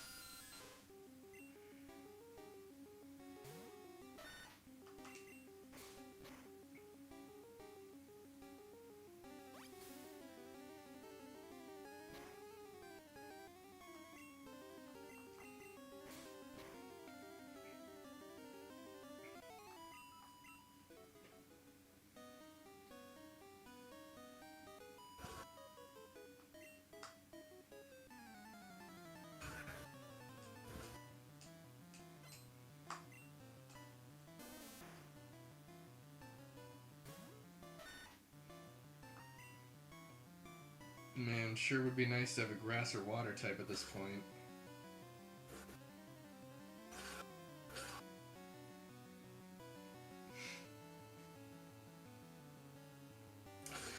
Zachrat, are you saying that you have to decide whether to watch the stream or watch some of the show? Because I think you were saying you were watching some of the anime last time, if I remember correctly. Do I got that correct? Let's see. I'm watching the show now and just saw you were live. Well, here's how you can get the real Pokemon experience. Just put the both on two screens. You can watch the game and then watch the show at the same time. That's how you get the real Pokemon experience. Okay, who am I gonna use?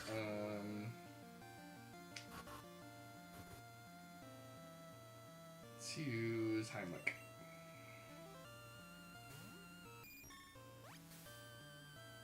crack out your Nintendo and play at the same time. Maximized Pokemon.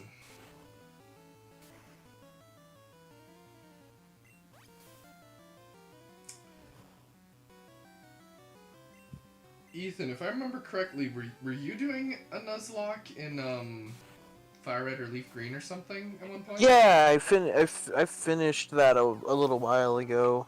Okay, yeah, sometimes like it's hard for me to keep track, so I just want to make sure I got that right. Yeah. How did you enjoy that, completing it? It was fun. I don't I don't know if I want to do something like that again, but But it um, was nice to try. yeah, it's definitely the first one I finished, and so it was definitely an interesting experience nonetheless. So Cool.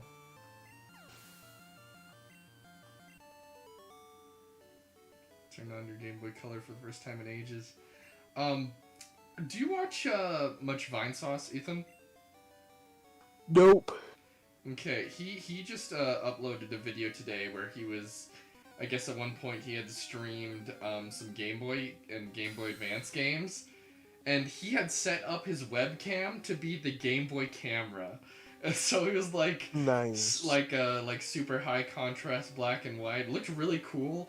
Apparently, um, some of the keys when he was playing the Game Boy were affecting the scale of the Game Boy camera. So while he was attempting to play uh, certain games, like the brightness would just go way up and wash everything out and stuff like that. It's pretty wild. It's He's amazing. Yeah, he's one of my favorite streamers. He was definitely one of the first that I ever got into. Now I would say at this point Germa is my number one, but I'm still a big Vine Sauce fan.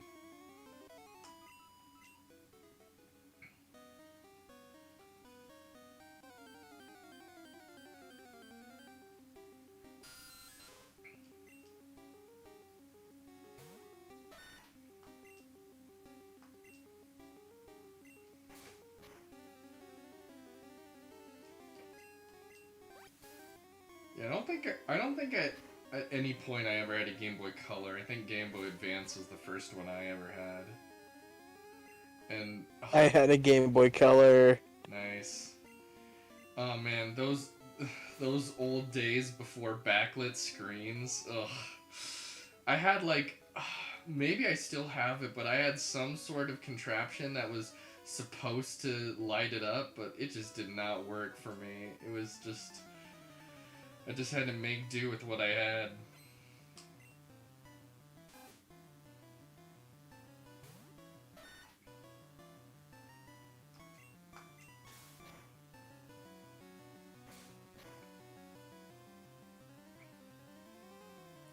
I bought my color like 4 years ago. Only ever had a pocket, but the contrast scroller stopped working. What was the significance of the Game Boy Pocket? Like, did that come out before the color? Like, do you know it all, Ethan? Or Um, I'm just curious. Pocket was I don't before. know. Okay, I guess it was just a slightly smaller version.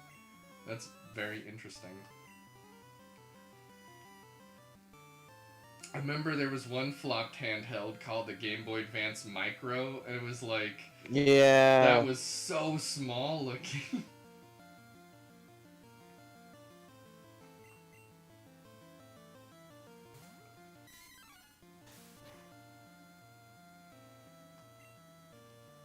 Man, I really love how at the time they had the kind of like see-through hardware uh, thing going on. It's a really Oh cool. It yeah. was a really cool and distinct look. Let's do look. Japanese light model. I don't think I've heard about that. Is it like backlit? Was it lightweight? What was that model, Zachrat? It had a backlight. Oh damn! Lucky Japan got backlit Game Boys. Why didn't they let us have that? That would have been great. We had to suffer.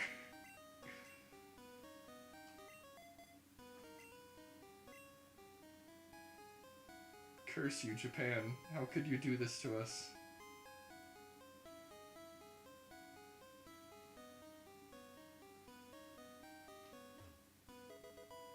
Ooh, Moonstone. We'll need that if we want to evolve Nido Queen.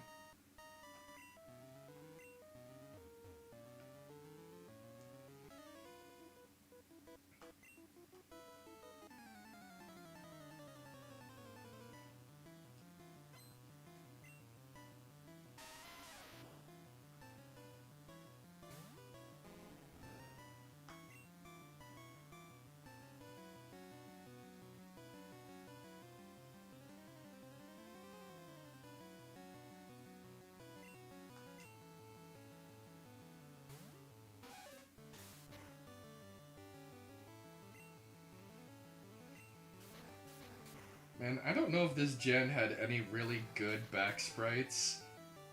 Like, cause the only ones I like really notice are the ones where it's just incomprehensible. It would take me a while to think if there was any actually good ones. Because most of them just seem like very hard to make out pixels. Yeah.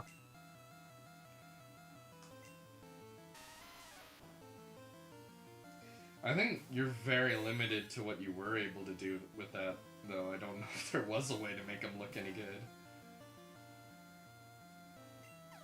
I really liked how Black and White did it, where it was all sprites, but like the camera would move in and out, and there was some slight magnification, but still, some people were bothered by it. I thought it was fine. And then of course all the sprites were animated, so it helped keep the fights feeling like they had a lot of motion to them. Because in Diamond and Pearl they felt a bit slow because like the bars took forever and the sprites were all static.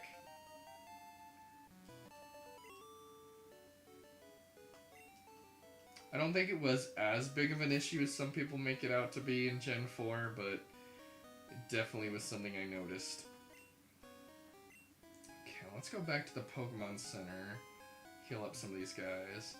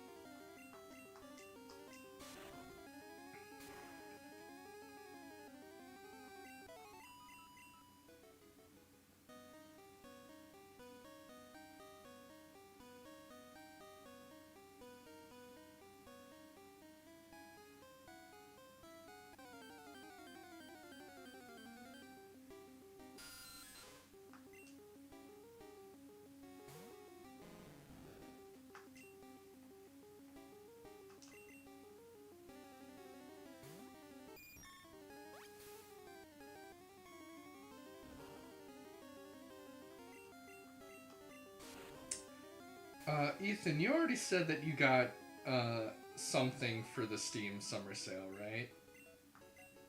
Yeah. What did you get? It's mainly just some older stuff. Some older, cheaper stuff? Yeah, I got, like, the Red Faction series, and, Fear. Ooh, my friend Jaden really likes that one. So yeah, just some like old, cheap backlog stuff. Pretty much. Yeah. Did you like get like pretty much all you were thinking of getting at the beginning? Do you think there's anything else you might grab or? There's some more I'm gonna definitely be grabbing. I get paid again on Friday, so. Ah, nice. Yeah, I need to look into. I haven't gotten anything yet, but there might be some stuff I'm thinking of grabbing. I don't want to grab too much because mainly I just try to play the stuff that I've got on my backlog, but Yeah. there's some stuff I might be considering. Been kind of curious about Red Dead Redemption 2, maybe. Oh, I think this was on a previous sale. I did buy Nier Automata, but like I said, that's one of the games I still haven't gotten to.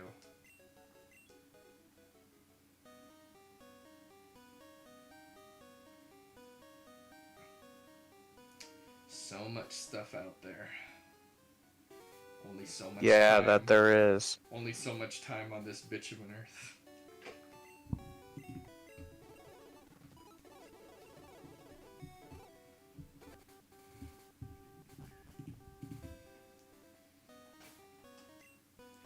Okay, let's make our way back through again.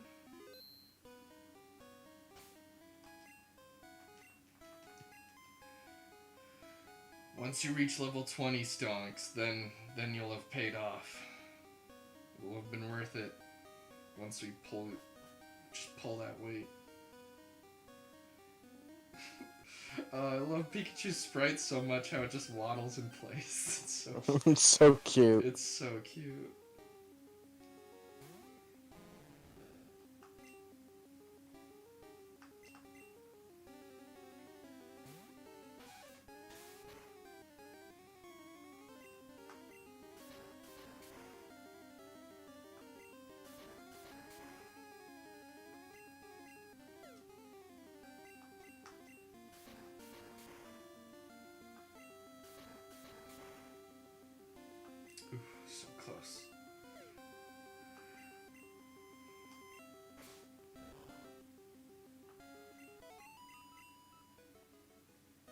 Okay, so I think this path is just a single room.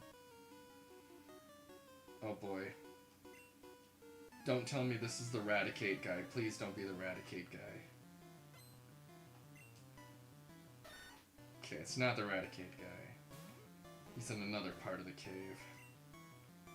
Because that Raticate guy gave me some trouble.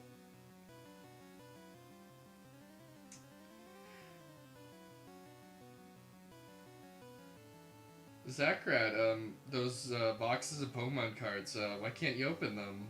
Is it because you want them to hold their value, or what's going on there?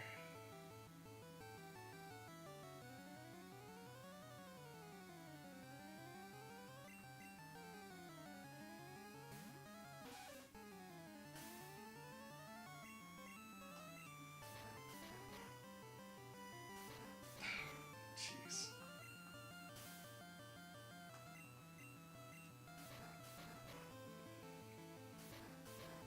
I know Nidoqueen is good, but Nidoran is not that great.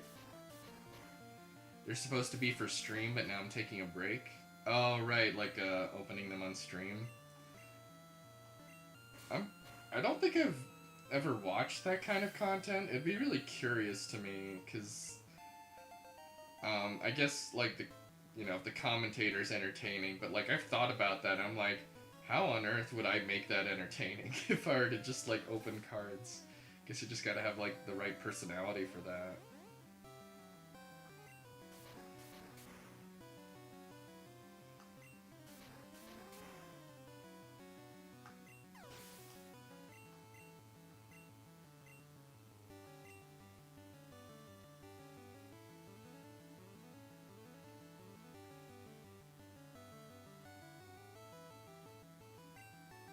I've done it once before and it was super fun. It kind of relies on chat and talking shit about the Pokemon.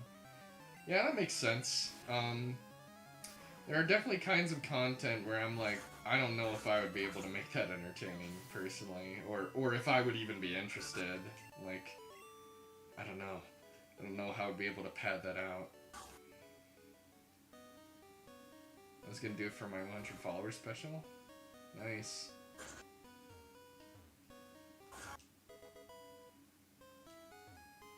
I didn't really do anything for my 100 followers special, I just kept streaming, so guess that's more than I did. Maybe I should do specials when I keep track of that stuff, but I don't know, I guess the 100 followers just kind of crept up on me, because when I started streaming again this year I had 50, so I guess I just wasn't prepared for it to double so quickly. Maybe by the time I hit like 1,000 or something, then I can actually prepare for that.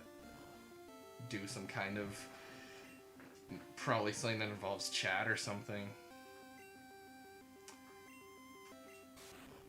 I've been hoping to come up with some more creative ideas for streaming, because I see some of what Jerma does, and I'm like, how does he come up with that stuff? Yeah, my channel's grown a lot. Pretty quickly. It has. Cause like, it's like it doubled in just a few months. It's got 80 more than last January. Well, not last January, this January.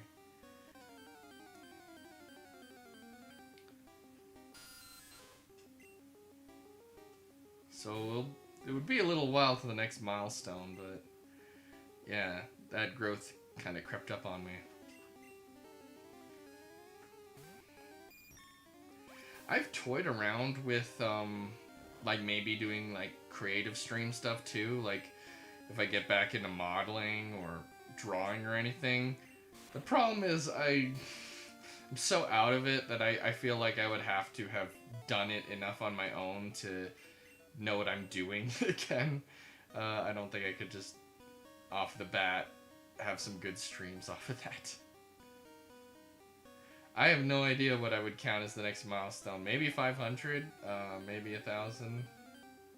I don't know. Maybe I just gotta keep track of anything that could be a milestone and see if I can do anything special for that.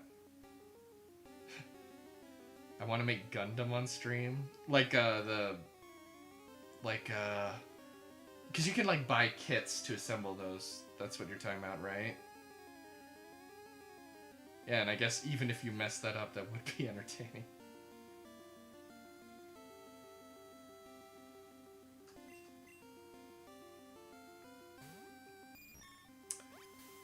I think one of my friends at least was into that stuff. I don't really know anything about it, like the Gundam kits. I remember when I went to LA and I went to where there was a whole bunch of Japanese stores and stuff. They had a bunch of that kind of stuff imported from Japan, but I didn't know really any of it. My whole stream relies on me being an idiot, so it'll probably work. Well, I mean, rolling with the punches, I think that's a good strategy to deal with things that go awry. Especially if you're like me and you tend to get anal on certain things. Do I watch anime? I have not seen a bunch of new anime in a while, but I am really into it.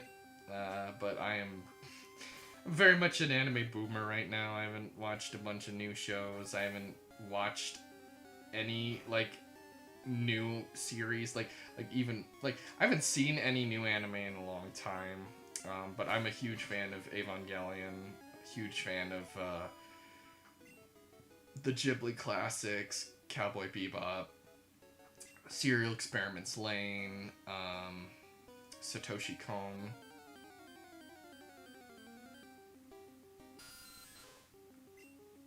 Ethan, aside from like Evangelion, you haven't seen too much anime, right?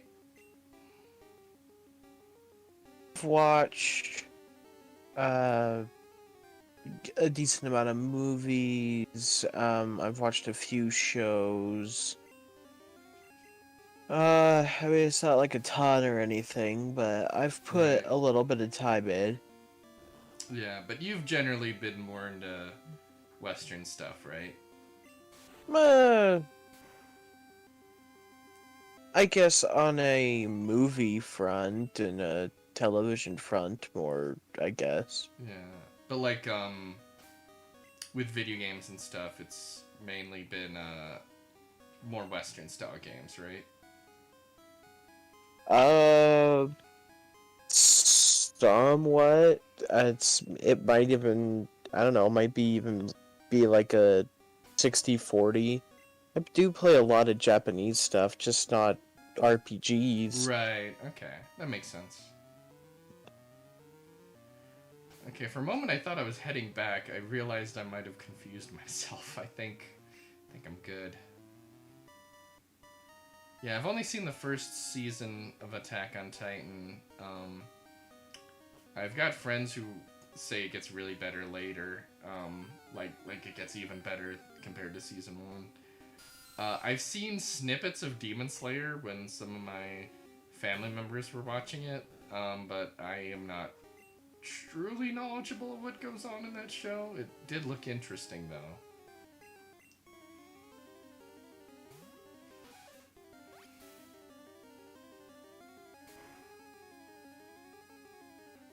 Okay, Bug is super effective with poison in this gen. That's weird.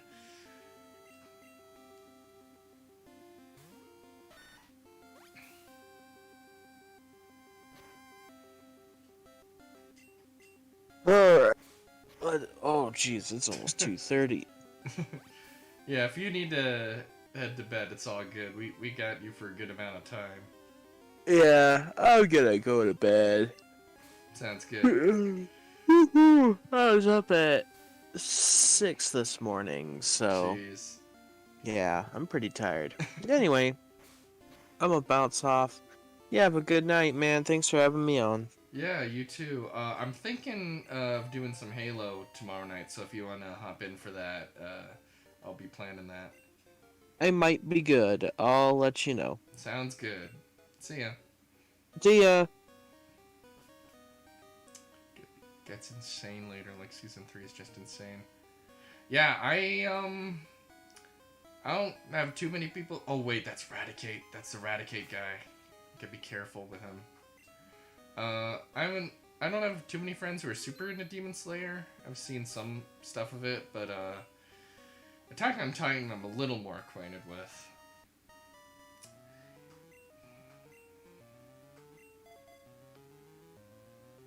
Okay, we're gonna want...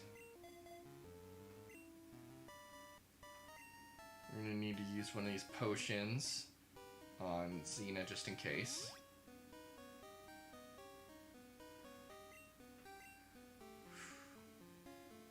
My girlfriend has a crush on Levi. I didn't understand as much the appeal of Levi at the time. I thought it was kind of annoying, but if I were to go back to it, I'd probably like him as a character more than I used to.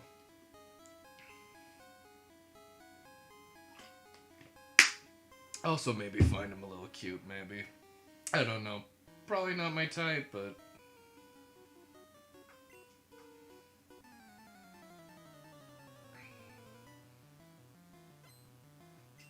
I don't tend to like people who are distant, unless it's a certain kind of distant, so...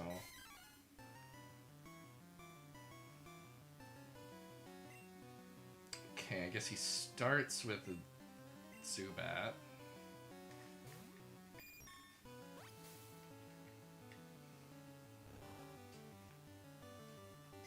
And he's a badass and he's pretty fun. Insane fights in Season 3. Yeah, I think I need to check out more of that show. But like I said, I just haven't been great on TV shows in general recently. And anime especially, I'm behind on. I've kind of wanted to get back into it. Oh, does this guy not have icons? Am I thinking of someone else? Huh.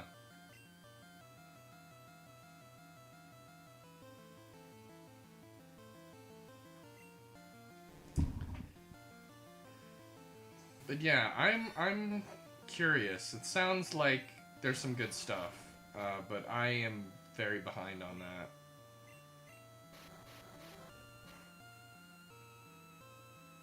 I'm finally watching more shows now, like caught up on Rick and Morty, now Pokemon. For me, trying to catch up on Pokemon for anything aside from the most recent season would just be impossible. Damn you. Rick and Morty I'm also behind on. I've only seen the first 2 seasons. I never saw the Pickle Rick episode or the Szechuan Sauce episode. Yeah, I'm way behind on that.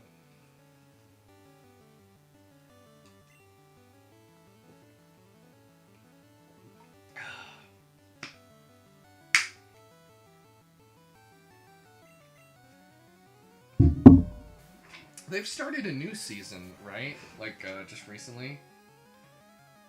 Only old Pokemon, I don't really care about new stuff. Yeah, I'm way behind on Rick and Morty. Season 5? See, I only saw the first 2. I'm not good at keeping up with shows that just start making more seasons after I stopped watching them. Okay, so Rango's poisoned. Gonna use one of those precious antidotes.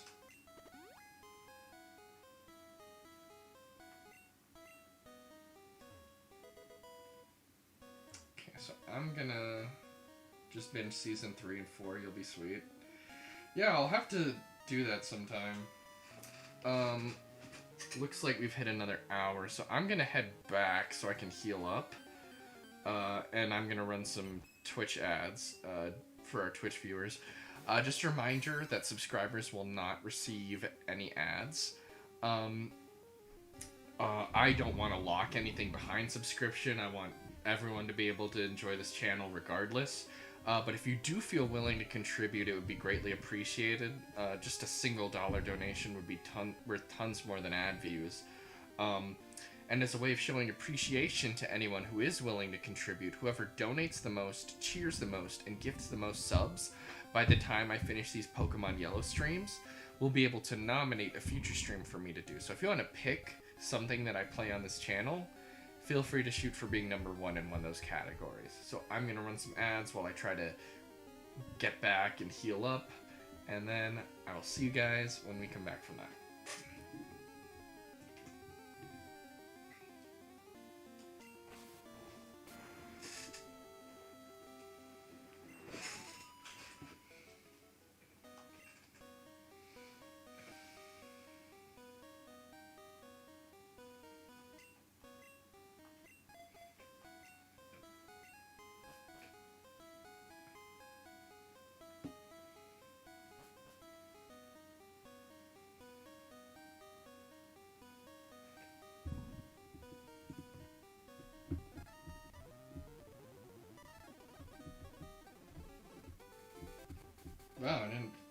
across any Pokemon.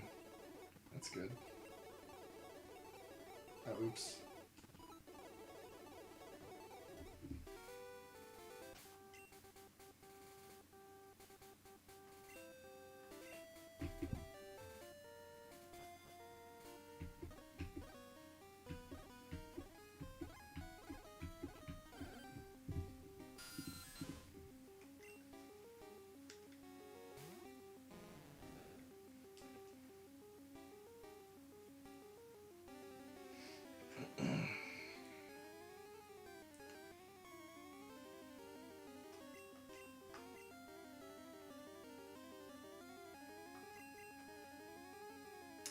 Have you played the Attack on Titan game?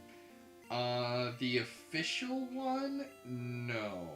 I think I played a browser tribute game that was like obviously just thrown together by some guy like almost a decade ago. But any like official game, nah. I don't think I have. Oh boy. Good old confusion. That's gonna be fun to deal with when we get to that.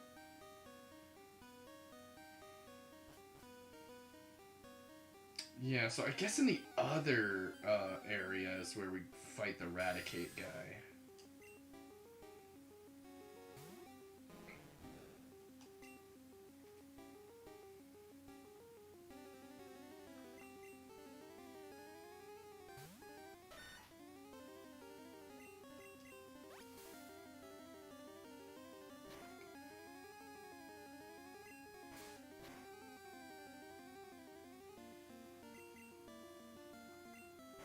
Nice that his supersonic keeps failing.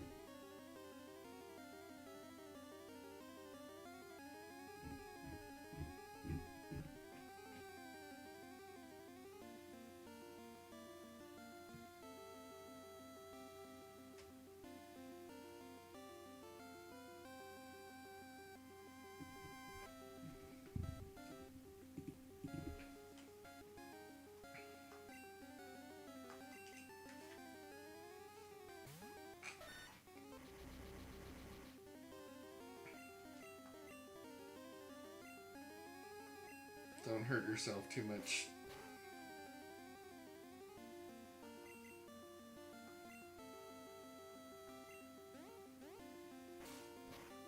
Okay, so far so good.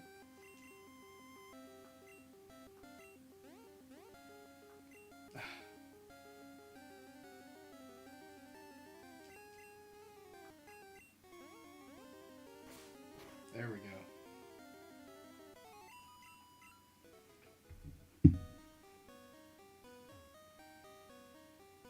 Okay, so I think that's all to here. Now we go to the other part.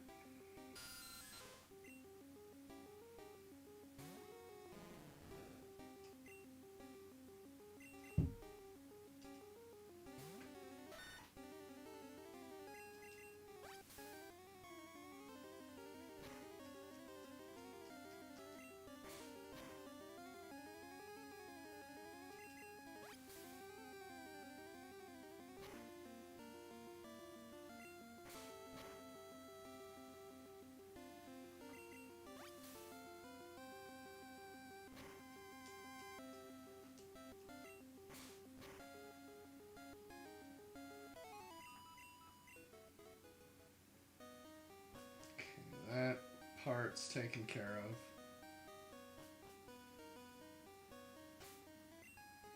Okay, especially if we're going to be going up against the Raticate guy, I'm going to want to heal up Sandshrew. Heal up Rango.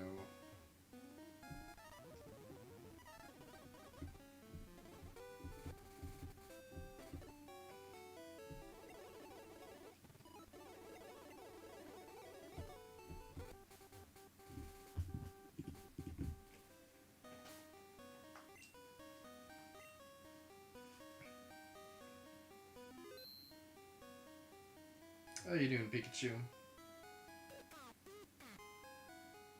Okay, nice and happy.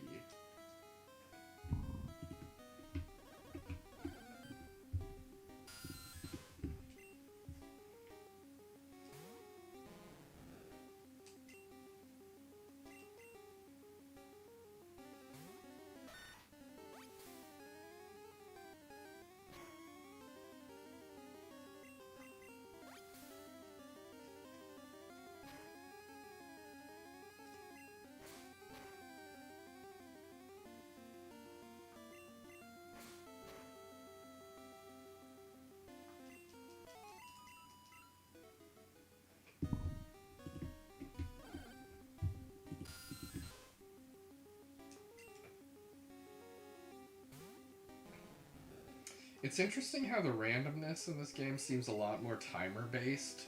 It feels that way compared to newer games, like where in newer games it feels like if I like how long I take doesn't really come into account. It's just pretty much just random, but sometimes I'll just like wait a while in a place and I'll like push in a direction and it'll trigger a battle. It's very interesting.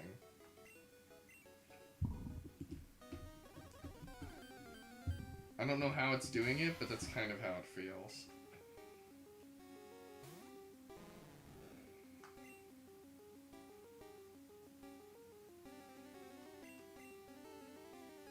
Yeah, I really hope we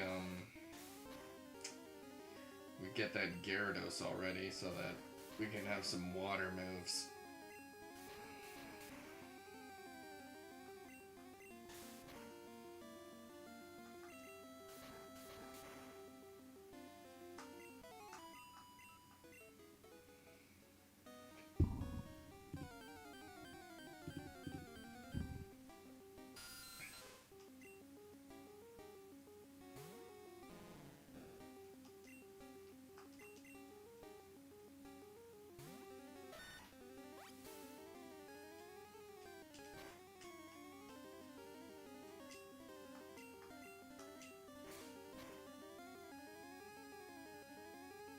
Nice.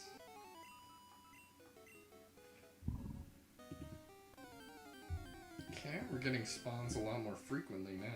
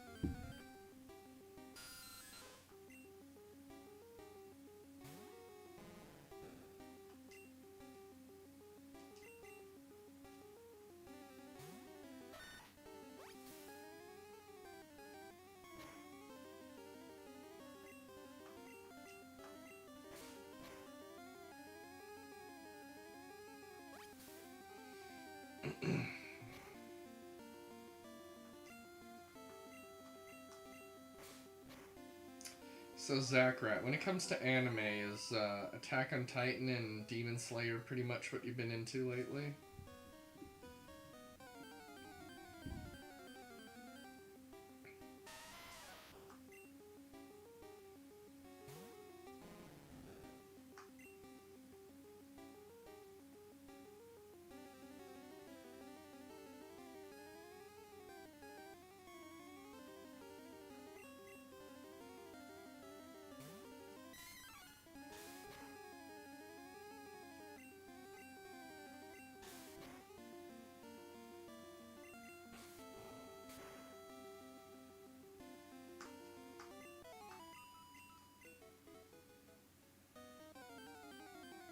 And so many encounters. It'll be nice when we can get repels later on. And we won't have to worry about spending money on revives, because that's not really how we're playing this time around.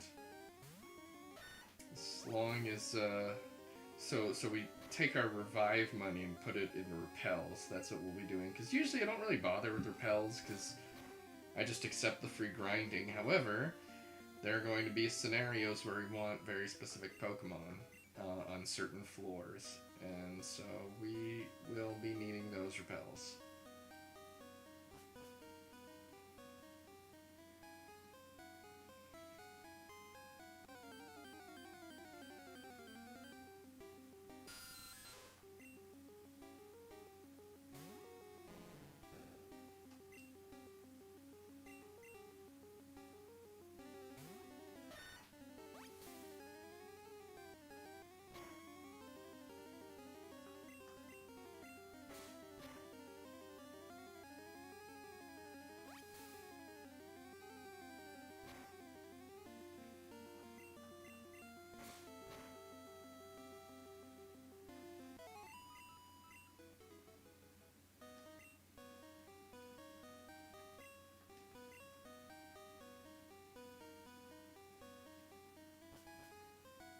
I think down there is the Raticate trainer.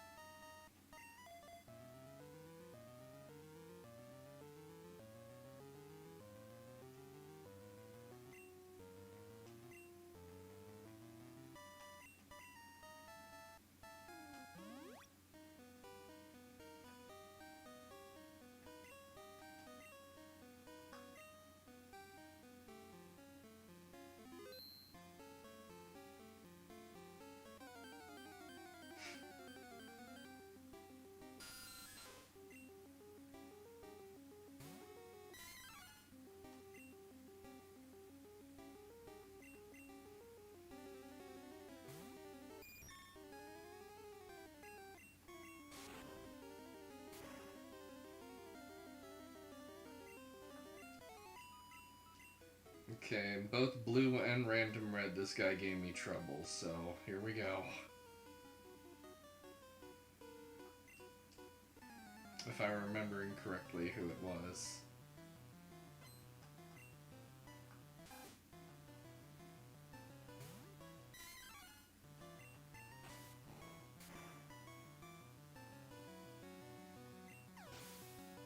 Because it's like level 16, right?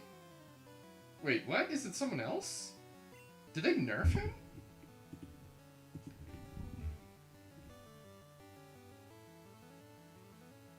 Oh my god, they nerfed him! They turned the level 16 Raticate into 13 Ratatan Zubat, so they probably knew. Whoa.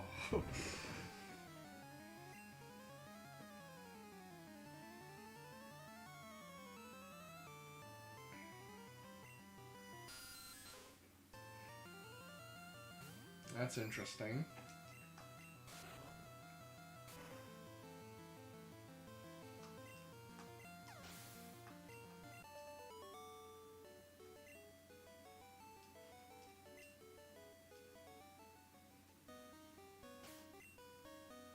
Okay, let's put Stonks in front again.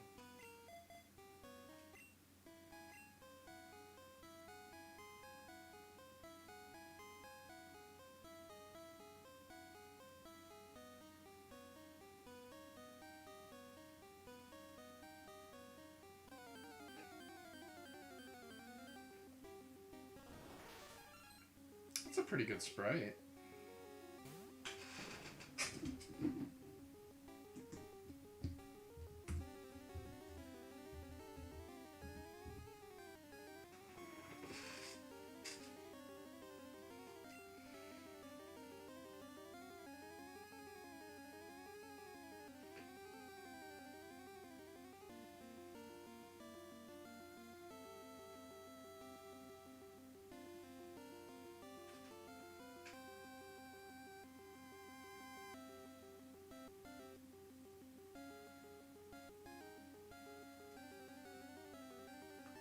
Let's do Heimlich.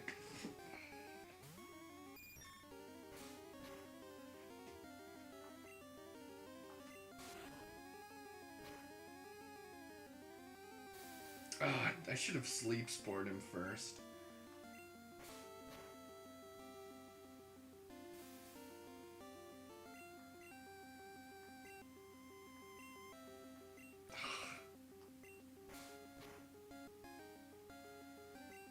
Oh my god.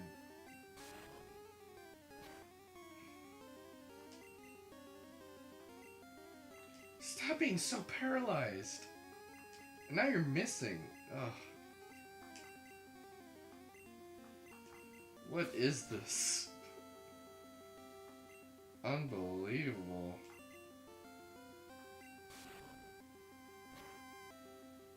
Finally.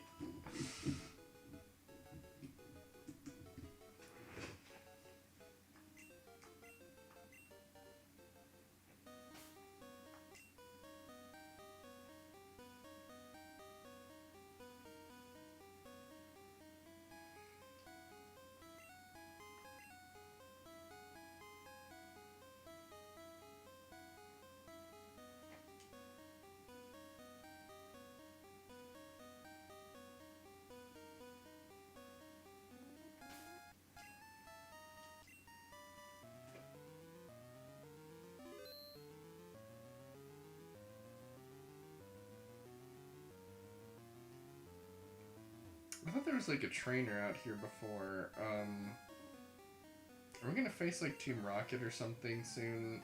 Jesse and James? Are we gonna face them sometime soon?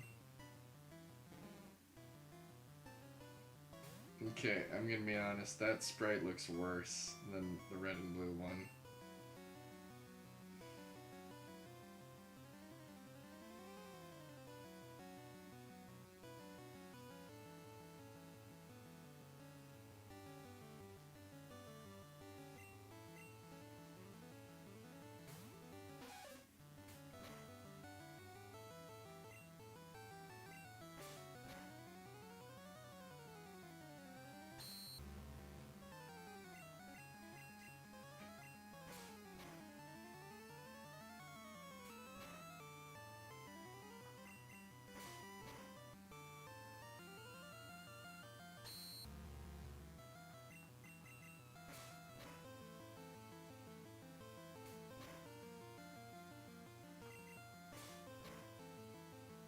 It looks like Grimace from McDonald's.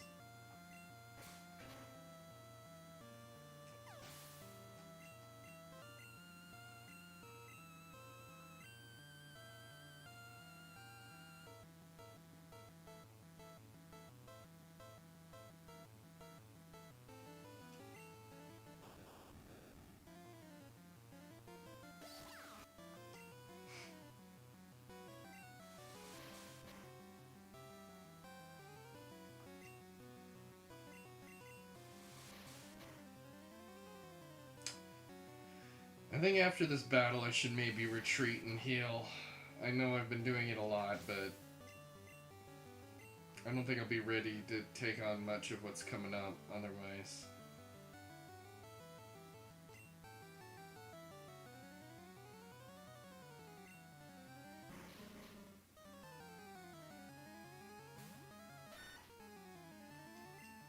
That's not an especially stylish sprite, but it is a very on-model one.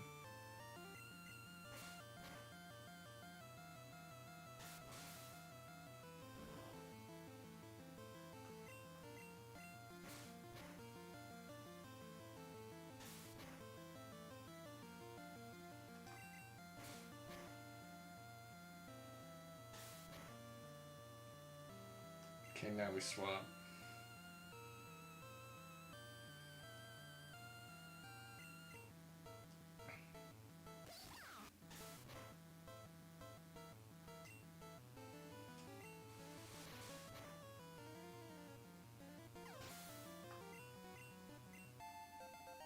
Nice.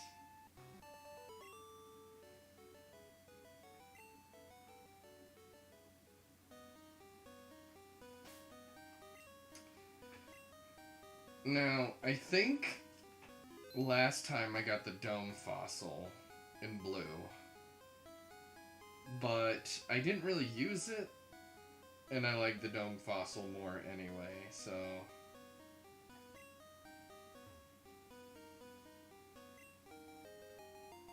So I'm gonna go with the dome fossil.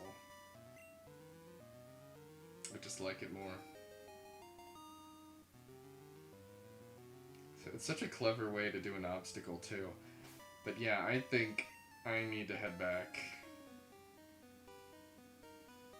And I need to be careful.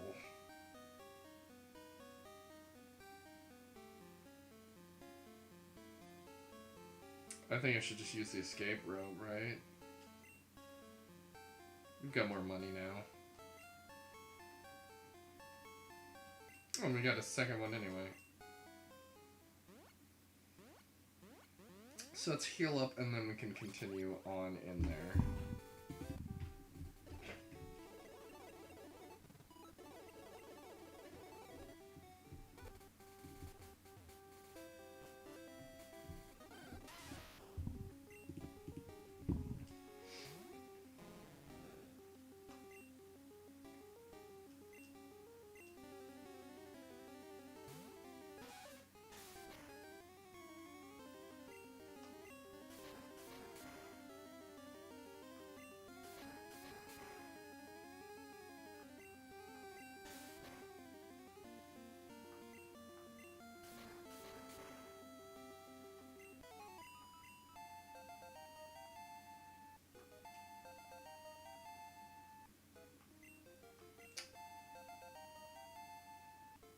Ooh, we're gonna get neat arena. It also looked like Magikarp got tackled. That's good. Ugh. That looks odd.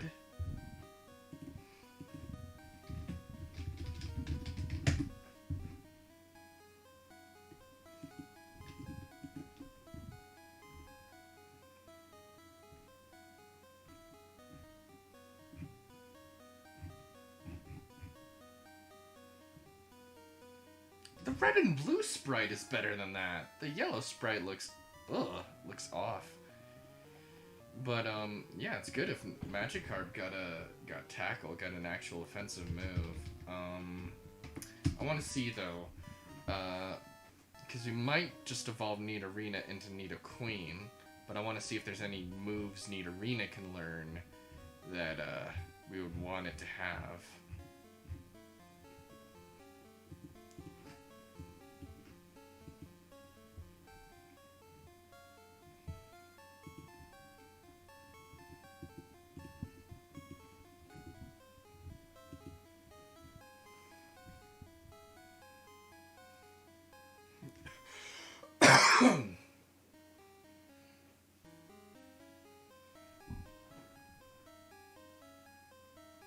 So at level 23 can learn Body Slam, that's a good one.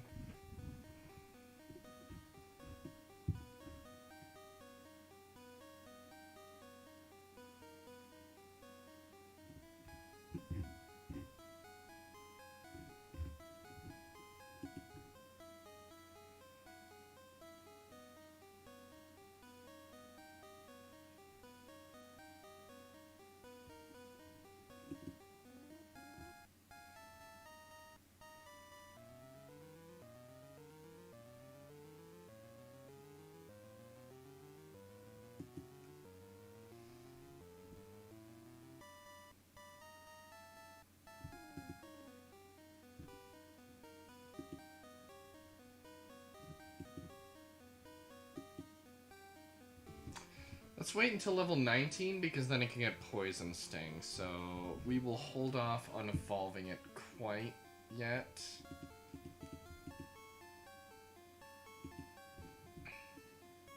But let me get the sprite for Nidorina. The really ugly sprite. This is worse.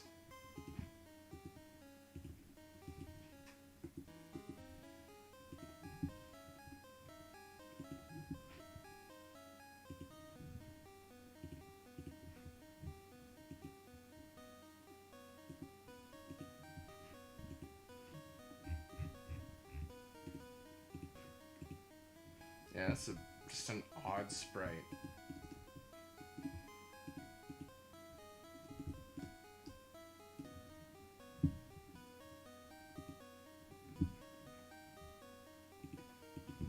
That's good if Magikarp's gonna move to defend himself now.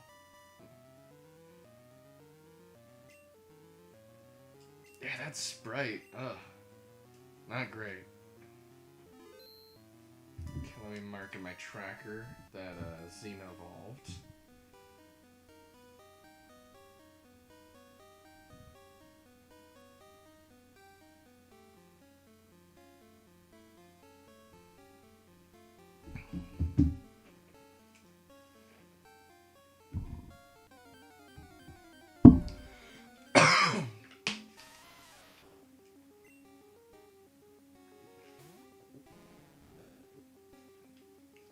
Shame he doesn't have water moves yet, though.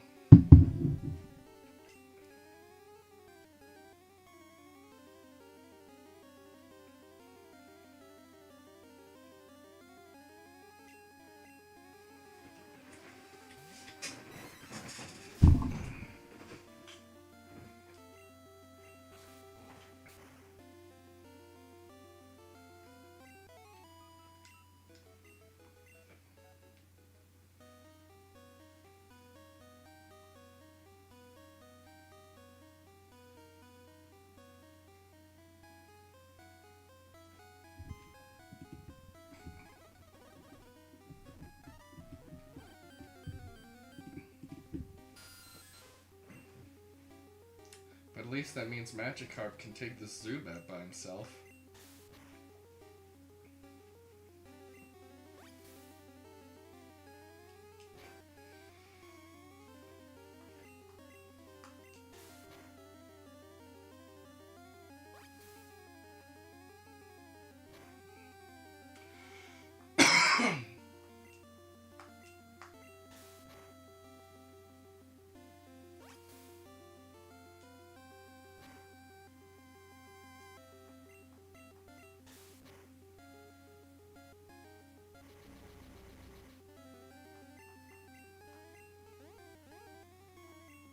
No, you dumb fish.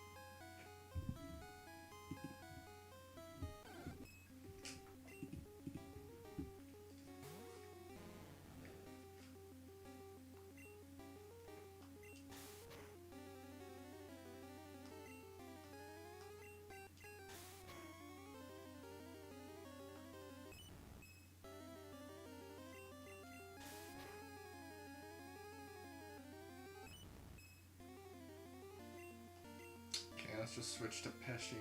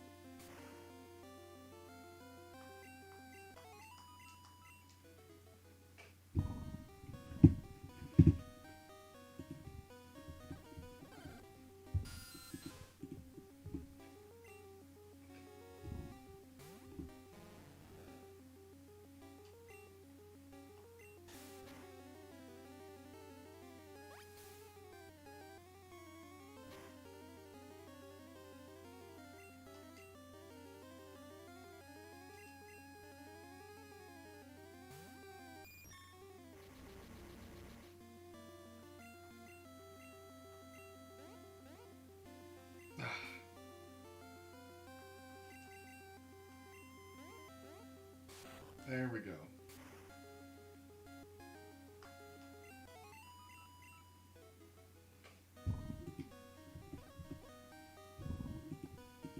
Okay, this is where we were.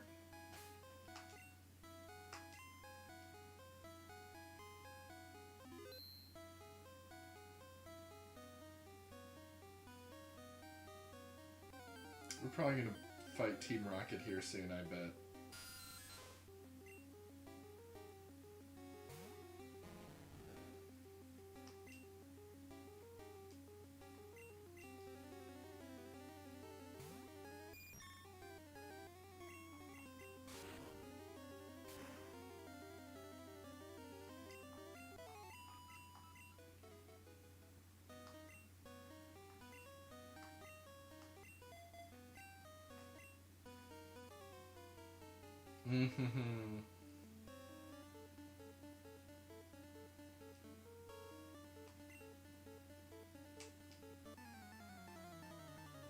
Alright, let's see what we're up against.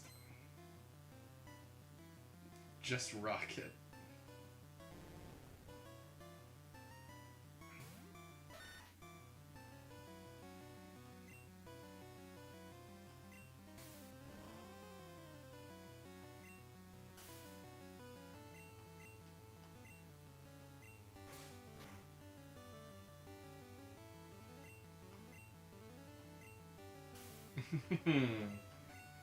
Just toy with him like this.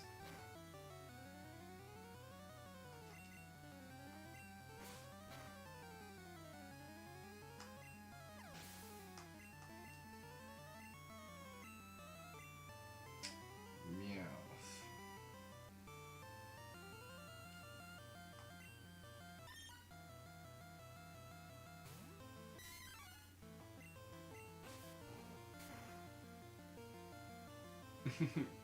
Meowth, that's... Ah!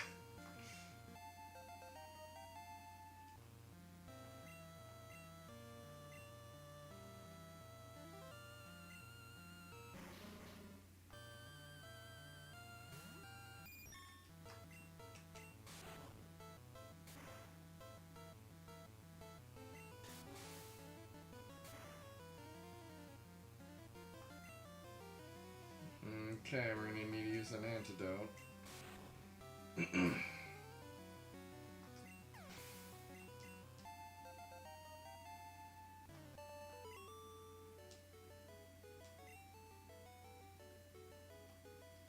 Yeah, 420, dude.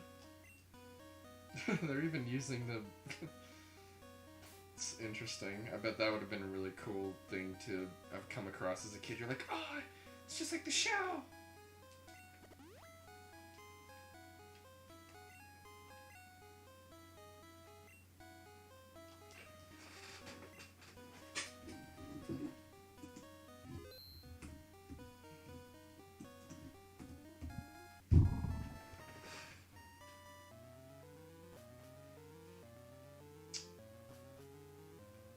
And there we are, out of the woods. So now, let's see.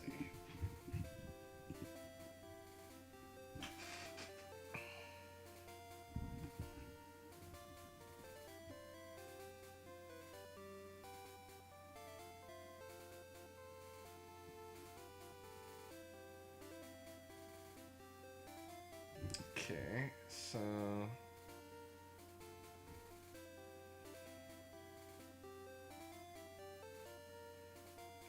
And we'll have to figure out what Route 4 we're gonna have to try to get something new.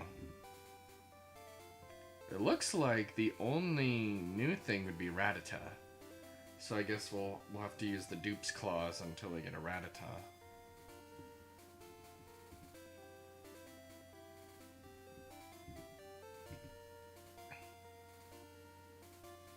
So let's get the TM, and I think there's a Great Ball. We'll have to get those before we cross over the threshold.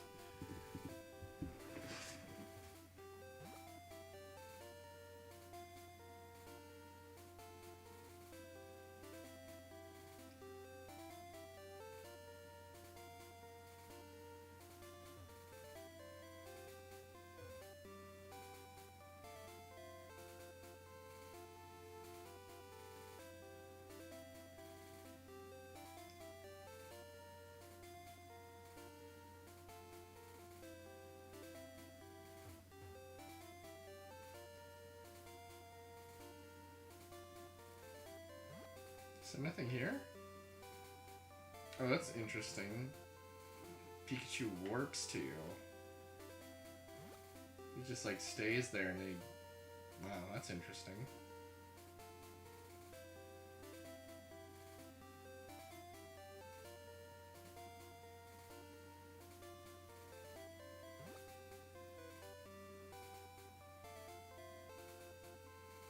Is there nothing of value that I can get?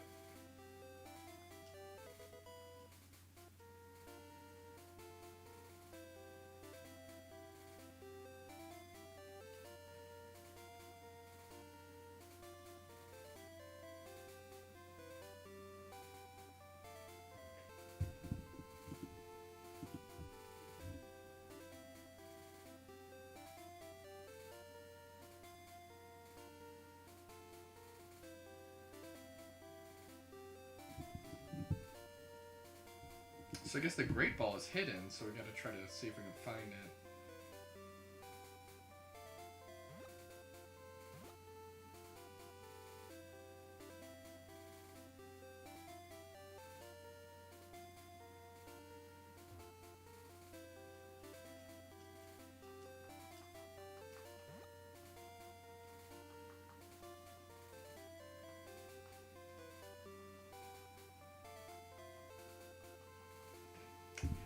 Let me look it up.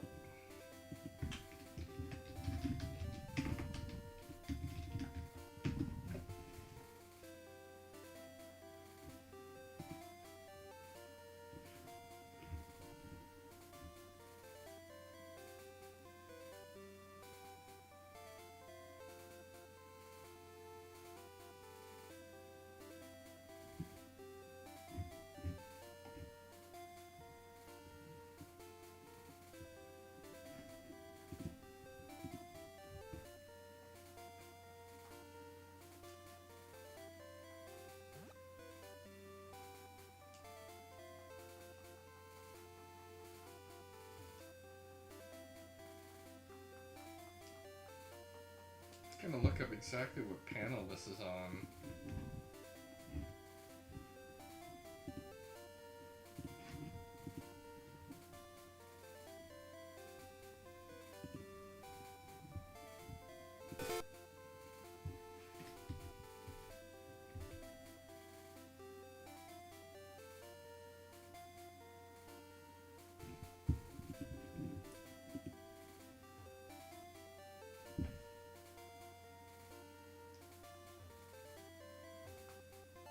There we go.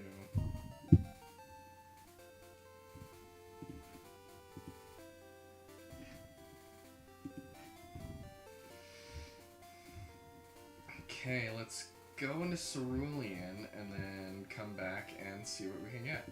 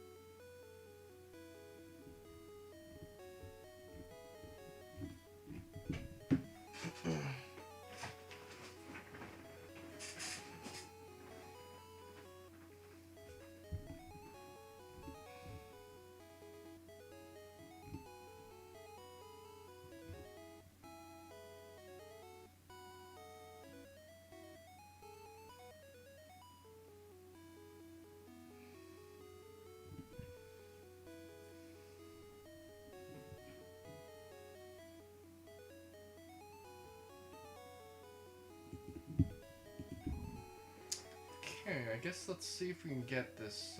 There's a Bulbasaur here, I guess. And then, yeah, we'll get a Pokemon from Route 4. And we'll get the Bulbasaur here. And then we'll have to prepare for Misty.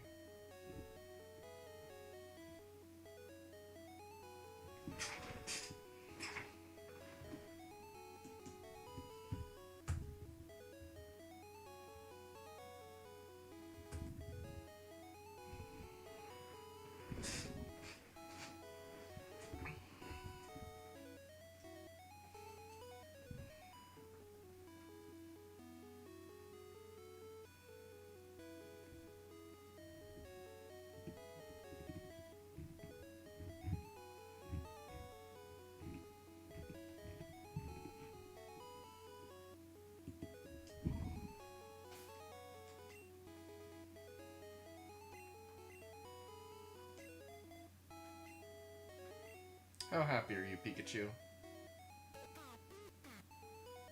Okay, real happy.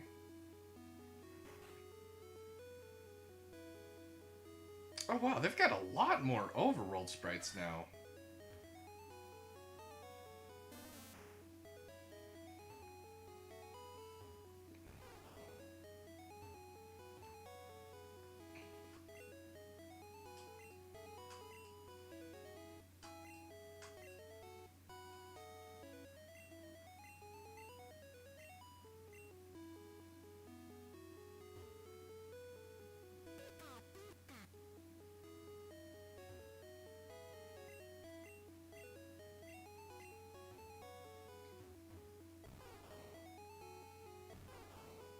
How do I get it from you? Do I need an empty spot?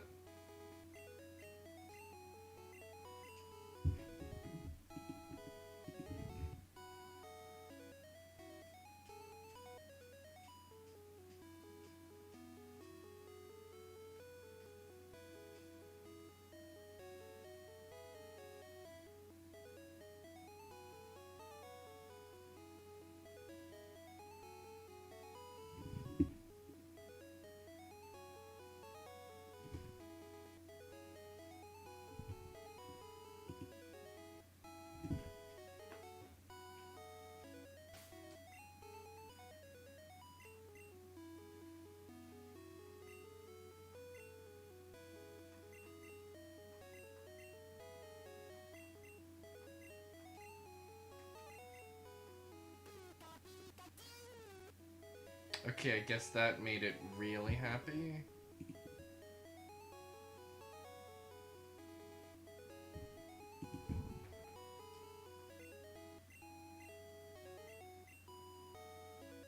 Okay, there we go. Bulbasaur, what are we gonna call him?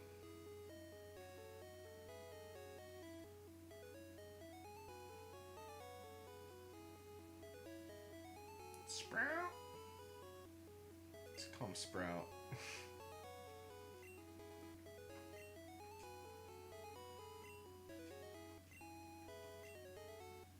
And I'll just imagine Grandpa Pickles saying it.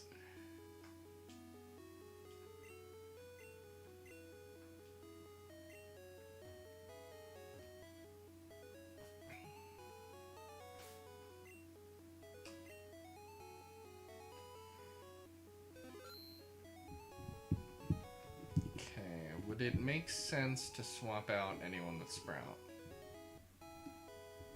I think it would because of the problems we'd had with rock types and ground types.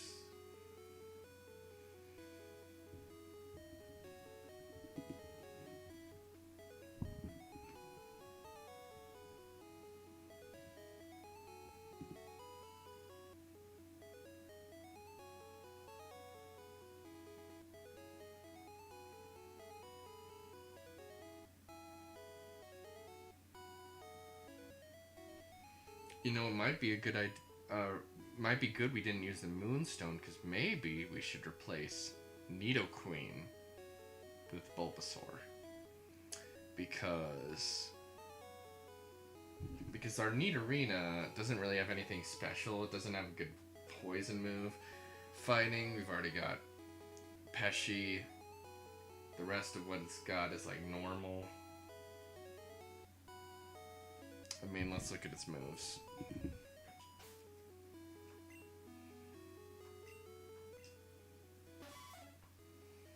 Yeah, it's just like double kick's alright, but it's not even very strong. So I'm thinking that makes sense. Replace Nidoqueen with Bulbasaur. Nidorino with Bulbasaur.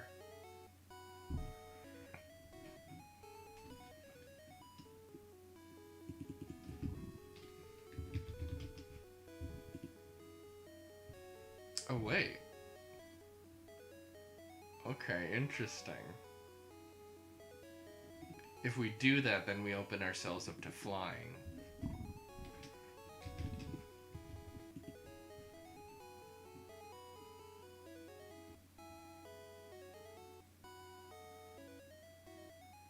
Okay, maybe we don't use them. And maybe we just wait on Gyarados to get its water typing. Water typed moves.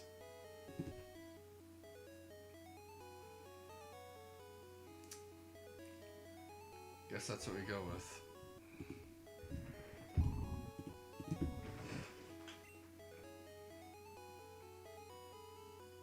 So let me just enter that we got Bulbasaur.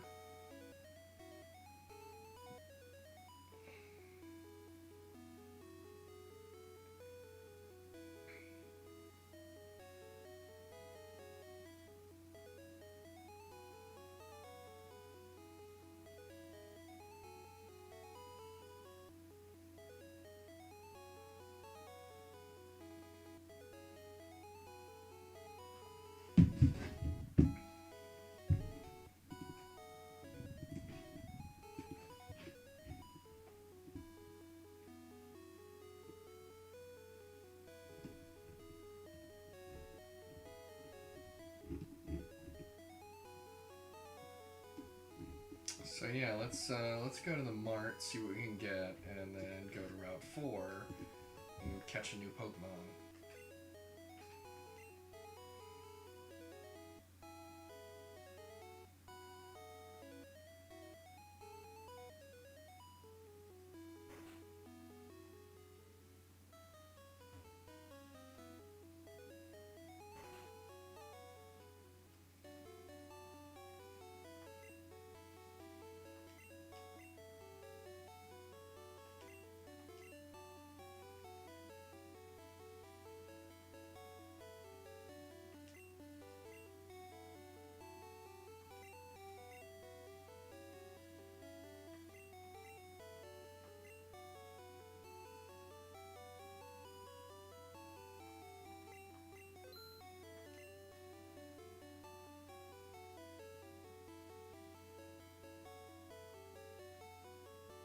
Repel.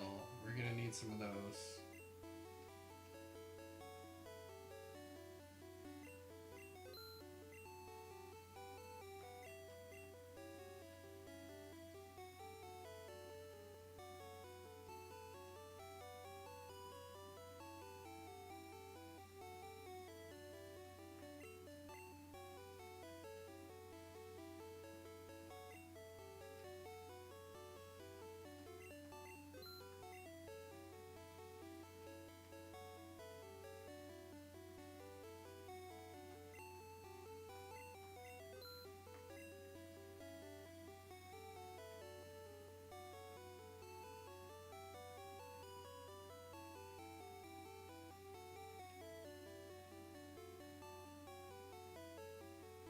Okay, that should be good for now with the money we've got.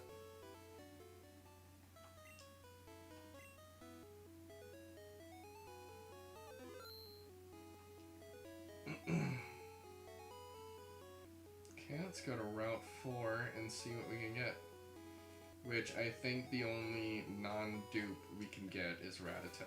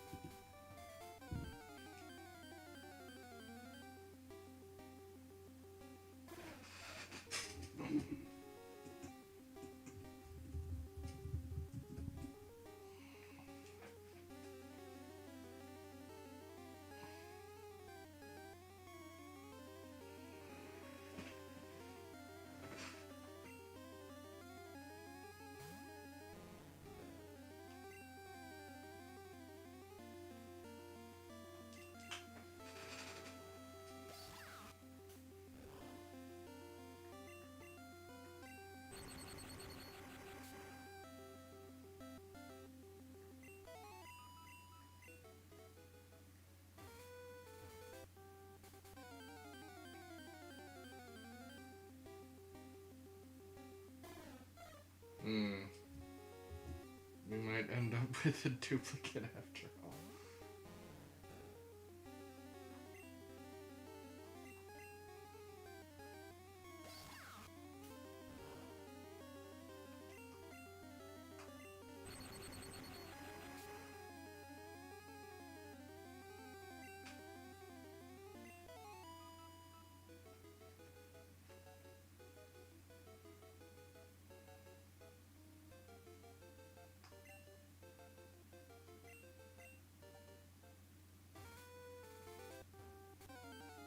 Ratata?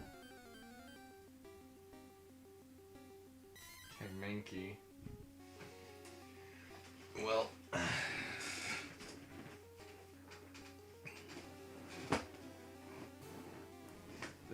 There's a limit to how many Pokemon there are in this game. And I said I was going to attempt Dupes 3 tries. This is the 3rd try, so... I guess let's go for getting a backup Mankey.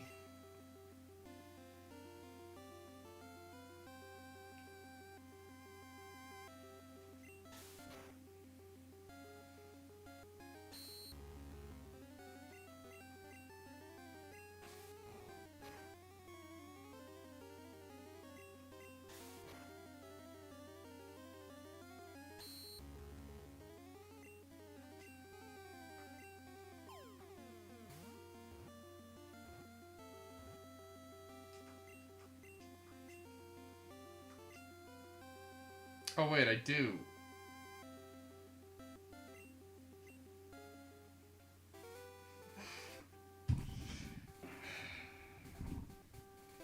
Oh well. I was just gonna call him Pesci 2 or something.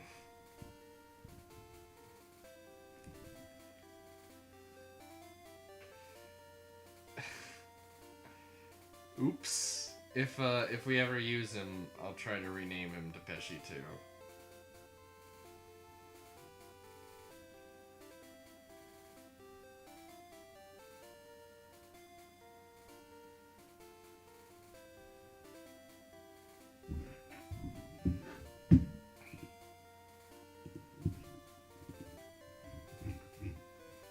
So I think there's a rare candy in this area.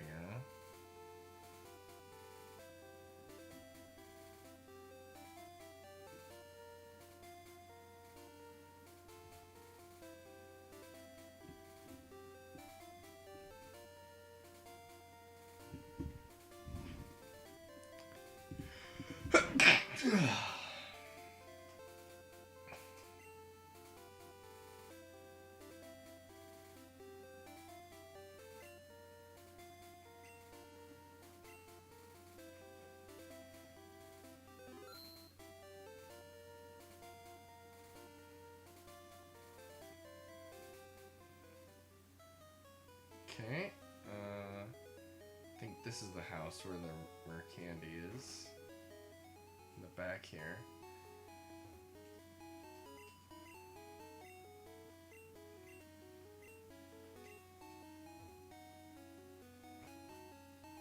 So apparently there's a rare candy here.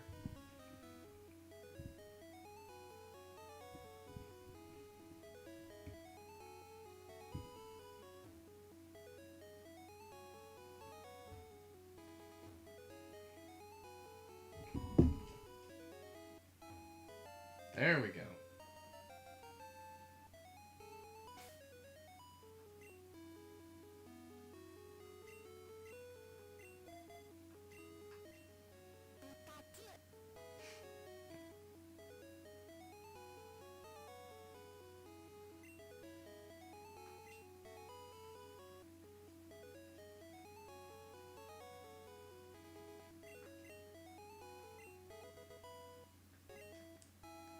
Okay.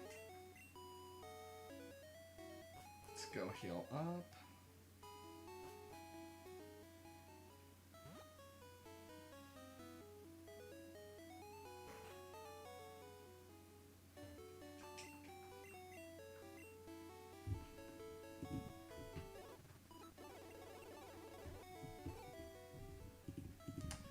Okay, it looks like we've hit another hour. So I am going to run some ads for Twitch viewers again. Just a reminder for those of you watching on Twitch that subscribers will not receive any ads. I don't want to log my content behind subscriptions. I want everyone to be able to enjoy regardless of whatever. I want everyone to be able to enjoy this. But for those of you who do feel willing to contribute, it would be greatly appreciated. Because like a single dollar donation is worth tons more than ad views. And it's a way of showing appreciation to anyone who is willing to contribute.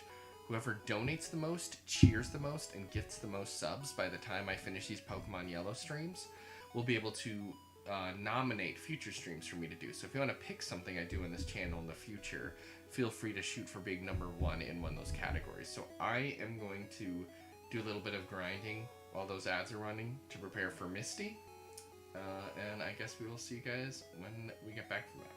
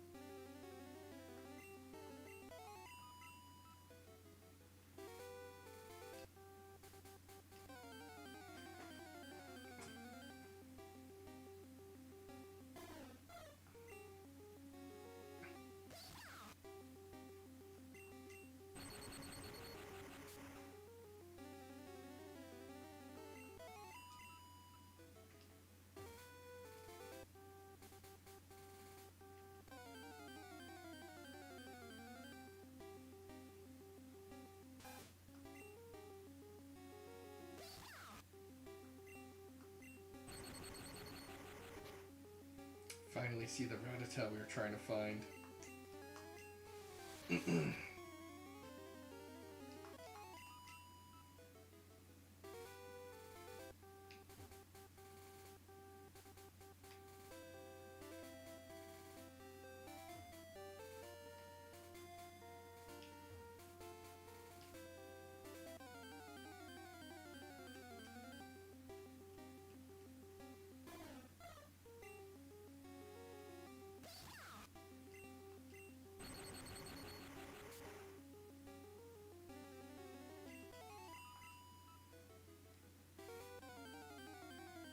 Okay, looks like ads are done.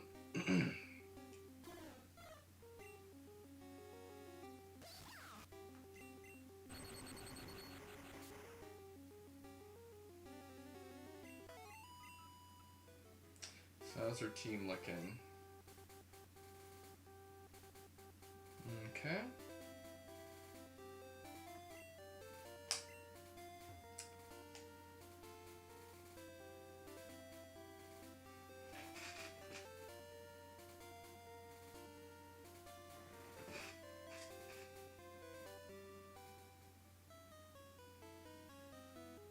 Okay, let's start taking on the gym trainers and then we'll do some grinding to prepare the rest for Misty.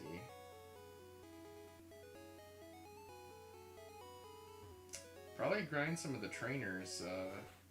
That'll probably be useful.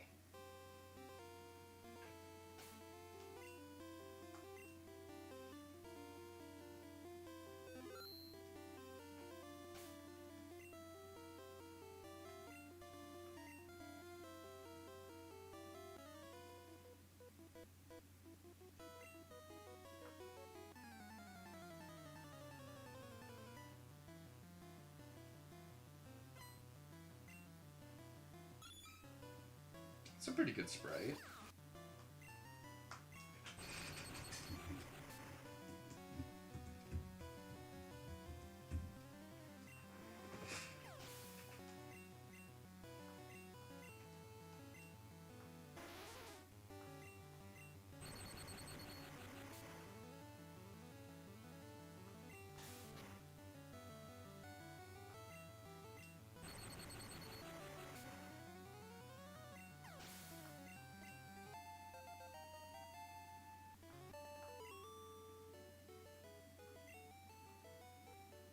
That was not much money.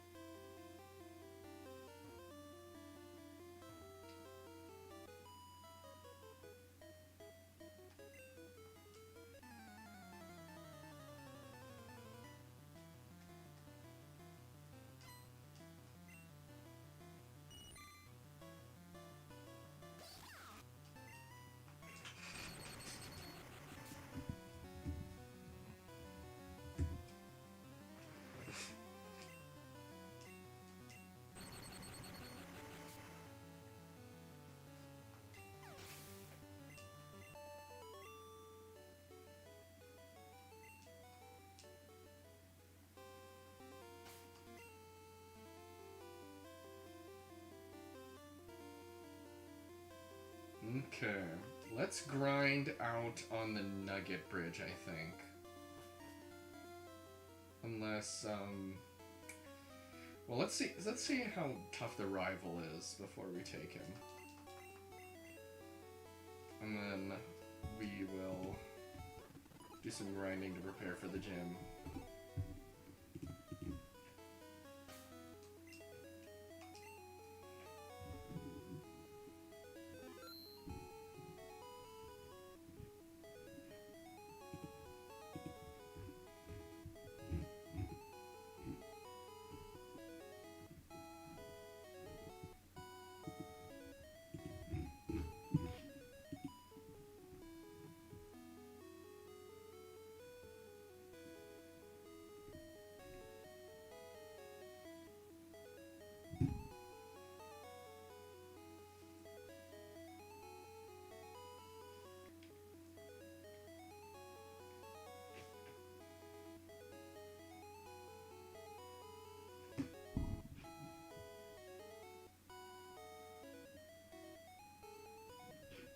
Okay, I think the rival battle shouldn't be too bad.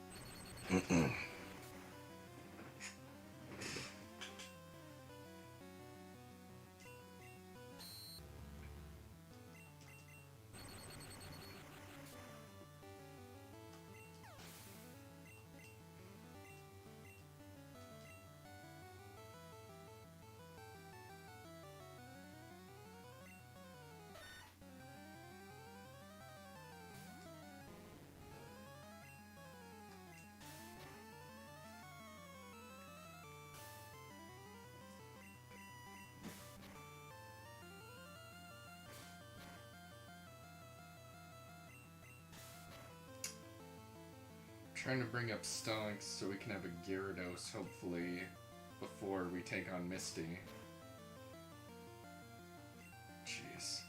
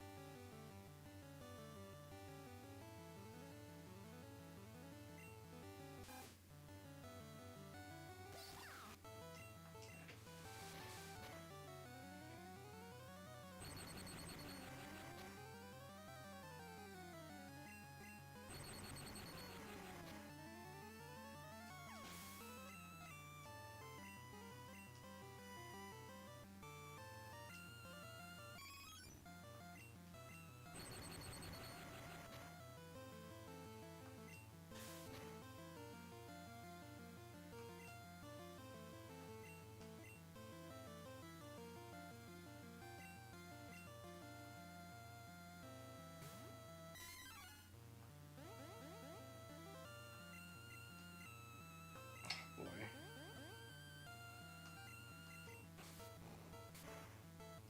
There we go.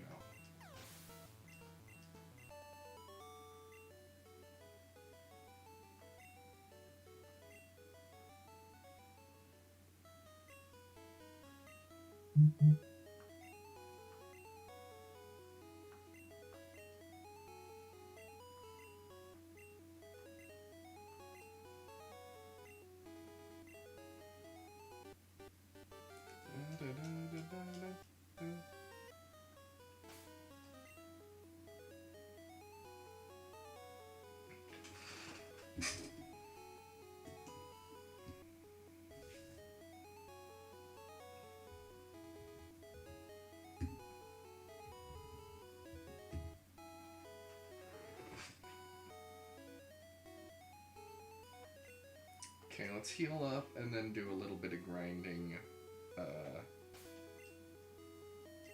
on that there bridge.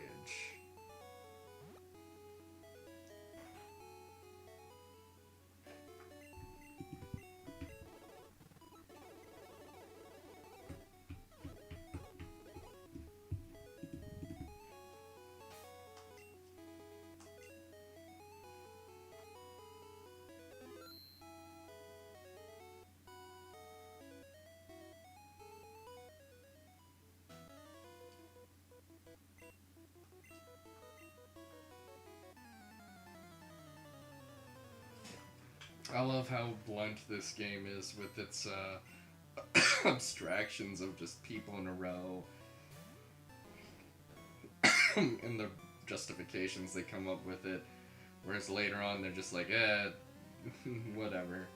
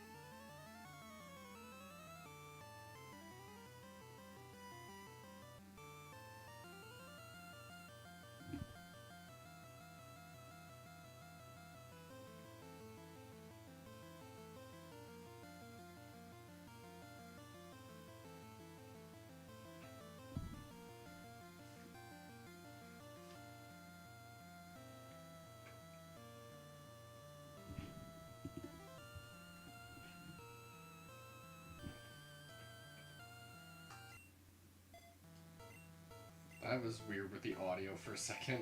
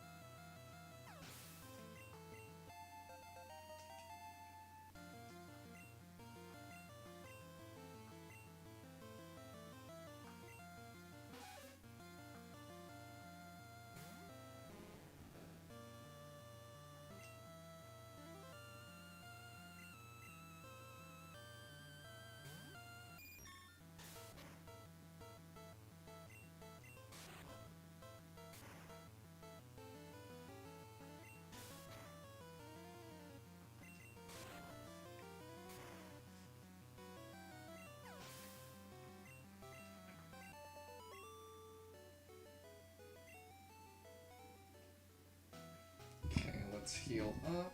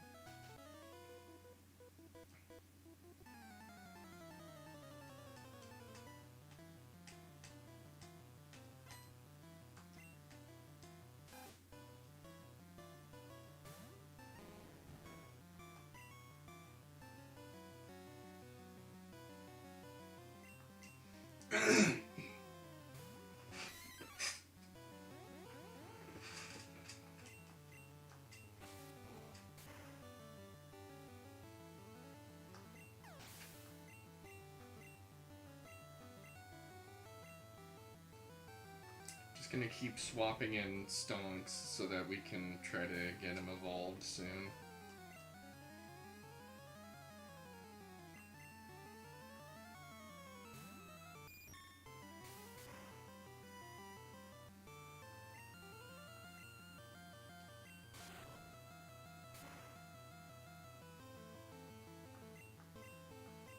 Please hit yourself.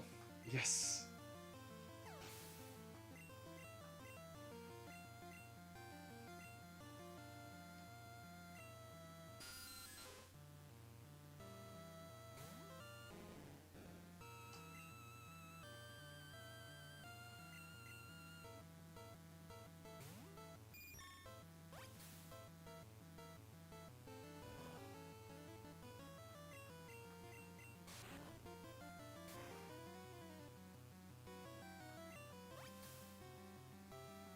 It's not gonna do you much good.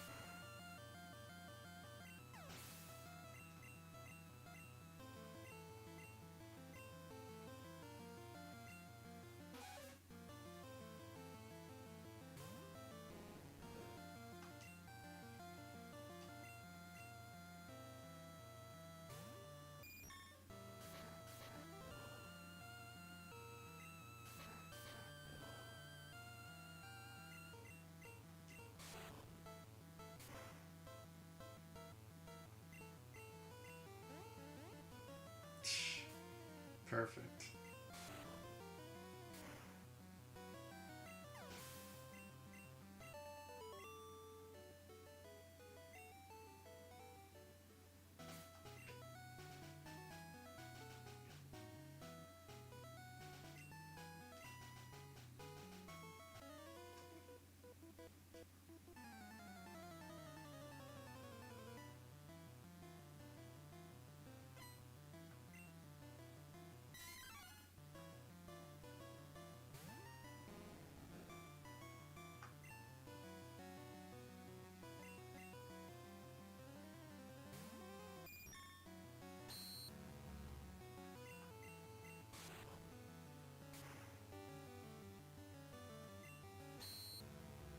Okay, if we get another confusion, we should be good. Don't have to worry about the Leers.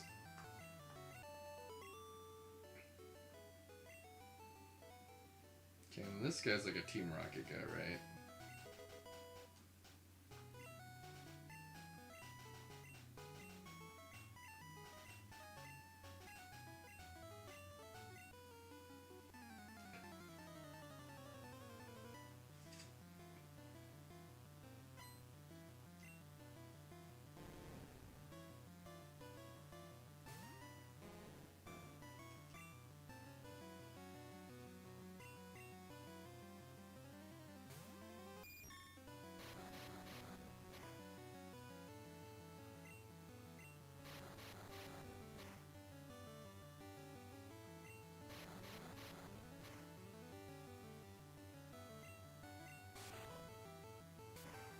Bye-bye, you snake. That did a lot.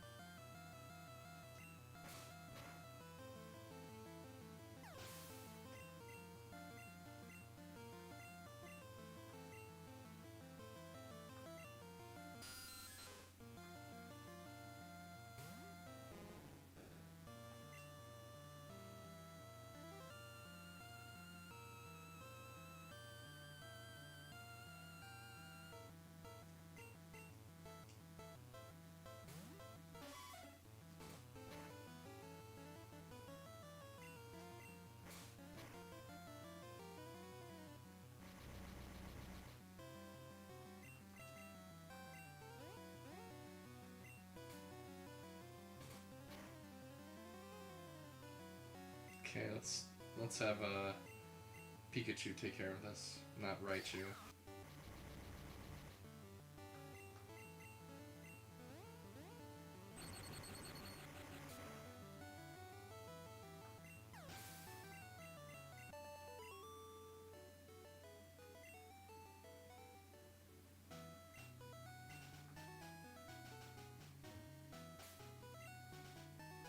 Okay, yeah, let's go heal up.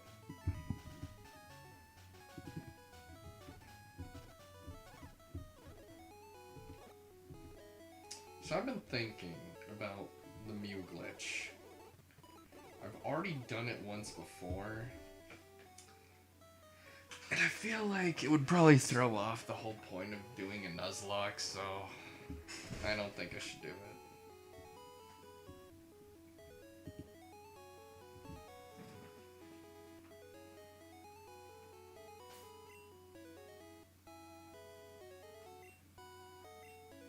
Okay, yeah, let's level up these guys a little more.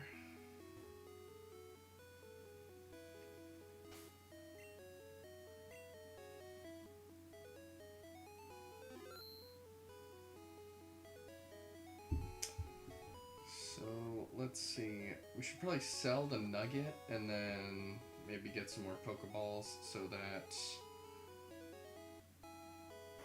we can catch whatever is on that route.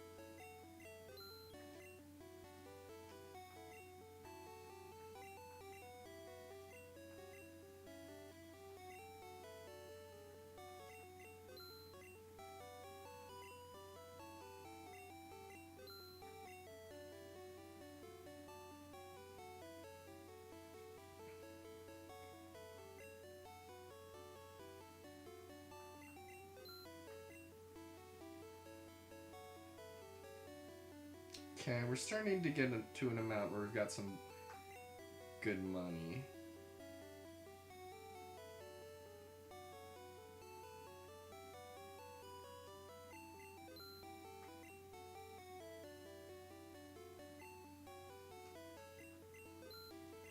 Okay, let's leave it at that for now.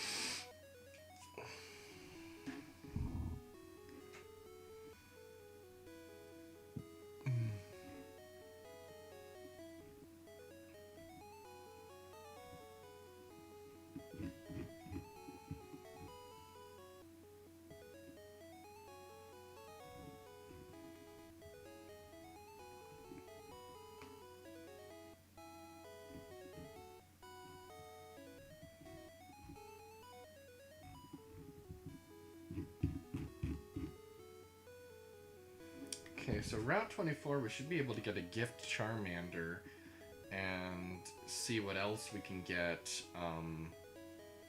from the grass. There should be a few different potential Pokemon. We could be getting some new stuff.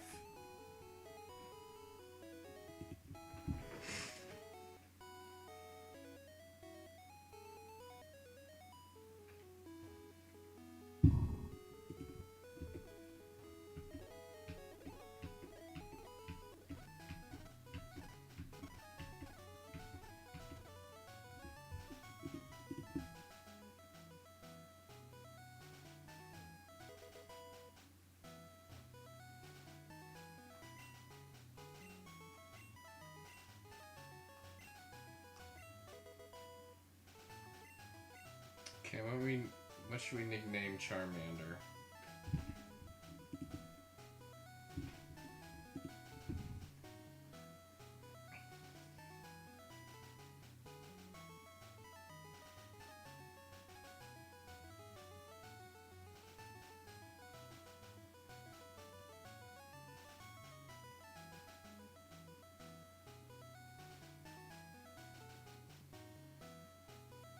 call him Hoffman.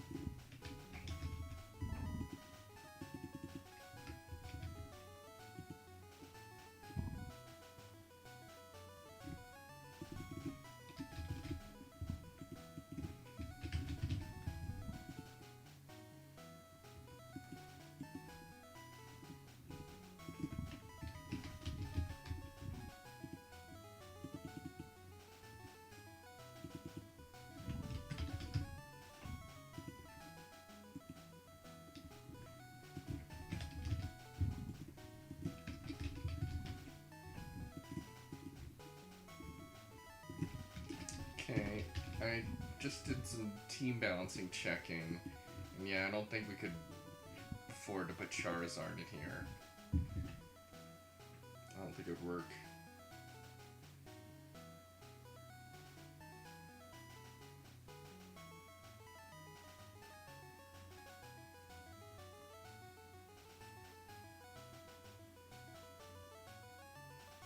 So now, let's see what we can get from Route 24, I guess. He was looking down.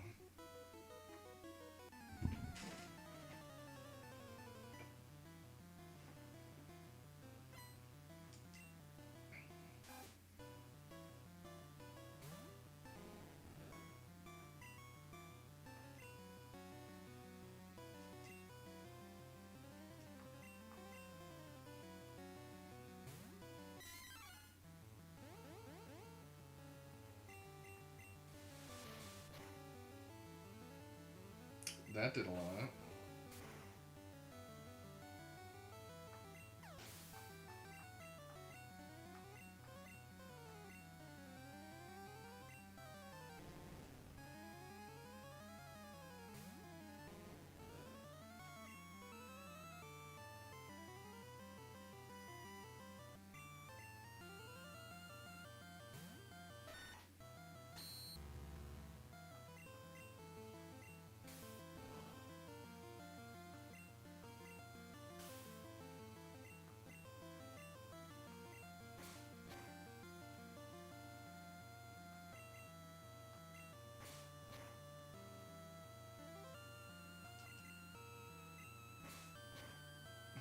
Couldn't hit anything after a little bit of sand.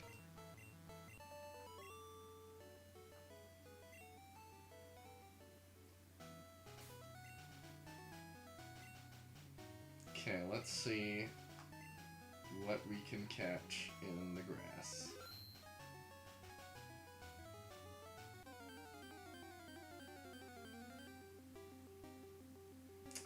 Bellsprout. Okay.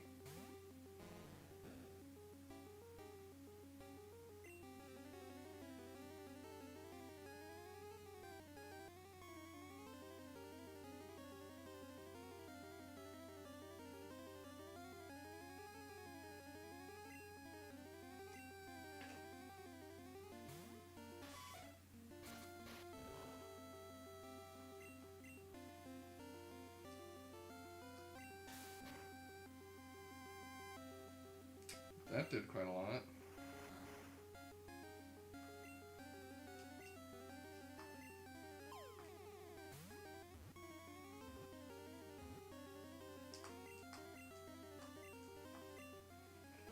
Okay, the Pokemon for Route 24.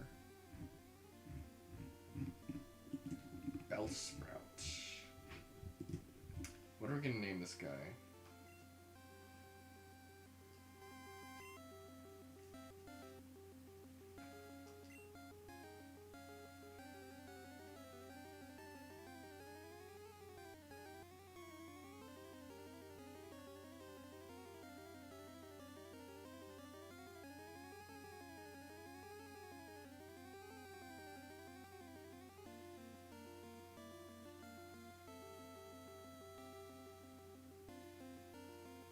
There's no, like... Well... I guess... Okay. It's kind of bell-shaped. Let's call it Isabel.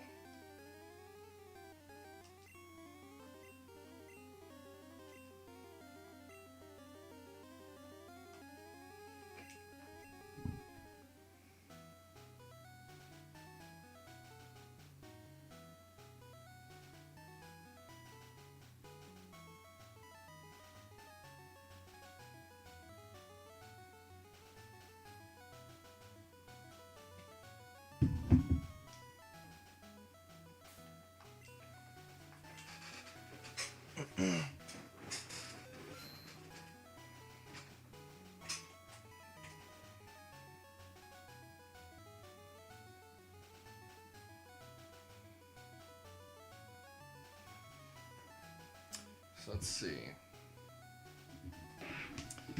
How feasible would a victory bell be on our team?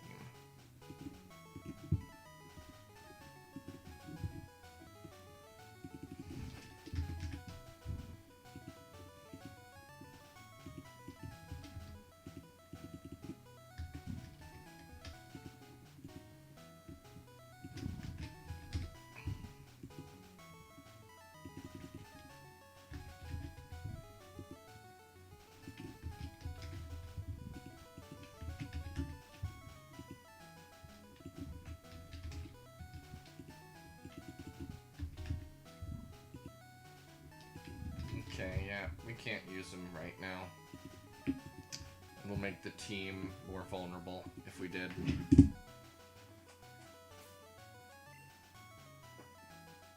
Okay. So with that out of the way, let's see.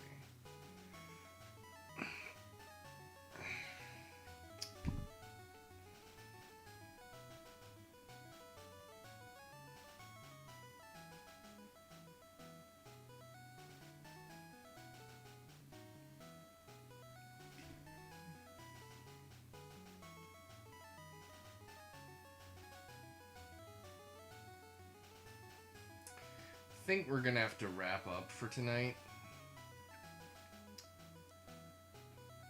I think we are. Well, could we go for a little longer, maybe?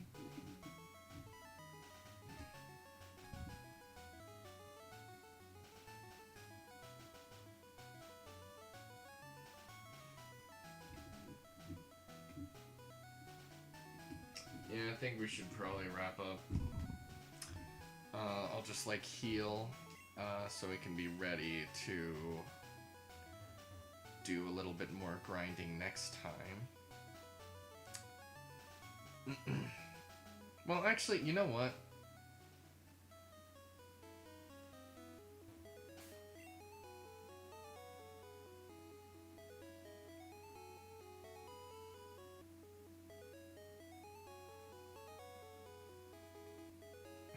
I think this team is good for Misty. I think Pikachu can take Misty.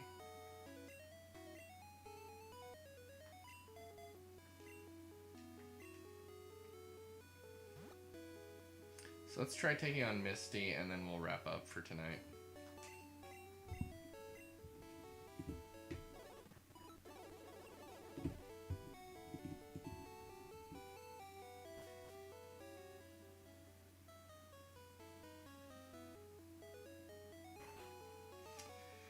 Because, yeah, I need to be getting a little more sleep than I have been for work. Yeah.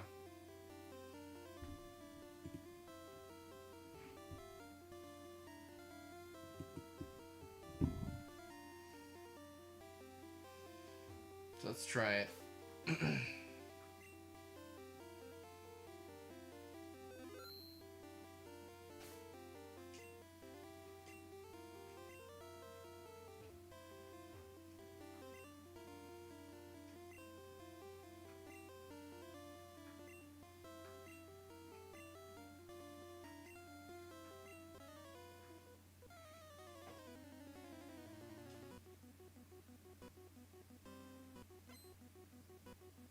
She's wearing an outfit closer to the show, of course.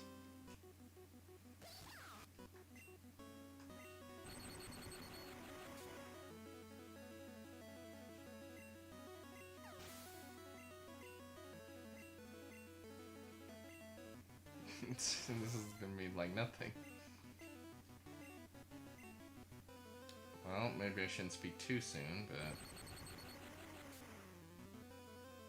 Well, yeah.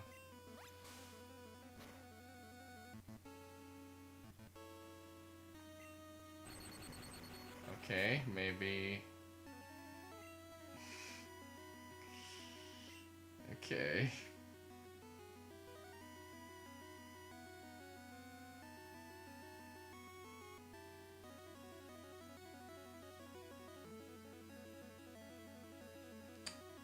Let's have Heimlich put it to sleep.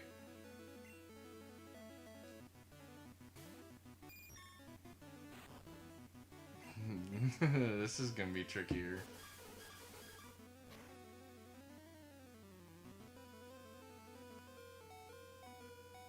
These are the closest calls we have gotten so far.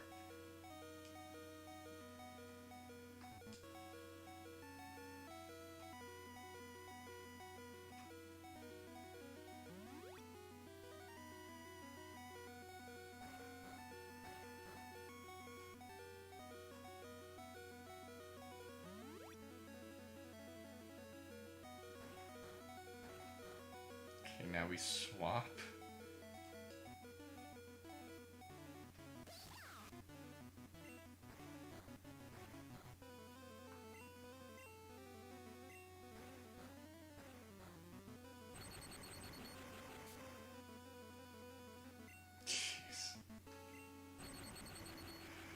That was scary. I mean, we almost lost Heimlich. That was really close.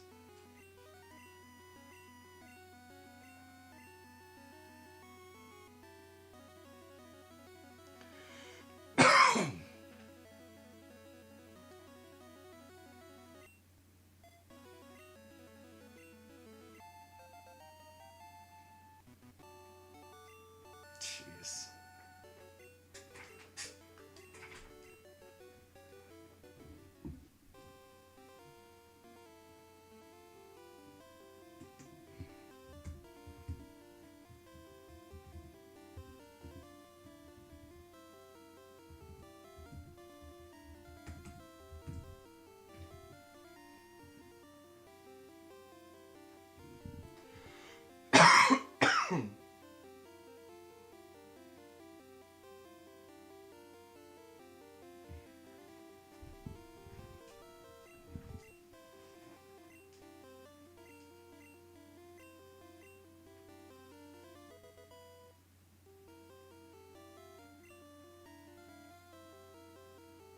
But she looks away from me.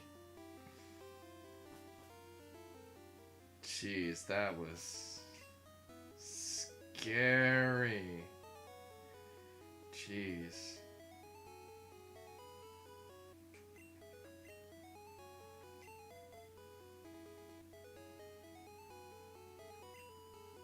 Okay, let's heal up and save up so that next time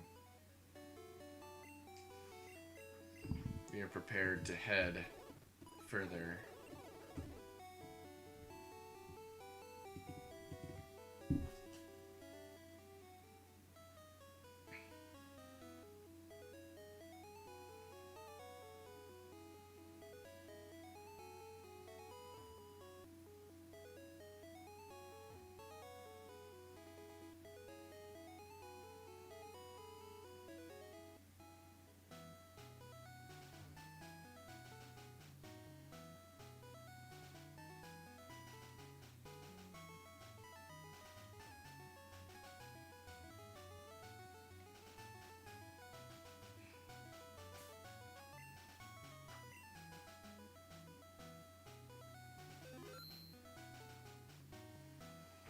Okay, we'll leave it there for now. So now I just gotta figure out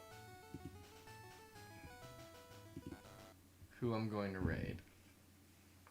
Um, so unless anyone in chat has any suggestions, I'm gonna look up myself. Who's around? Who might be a good target?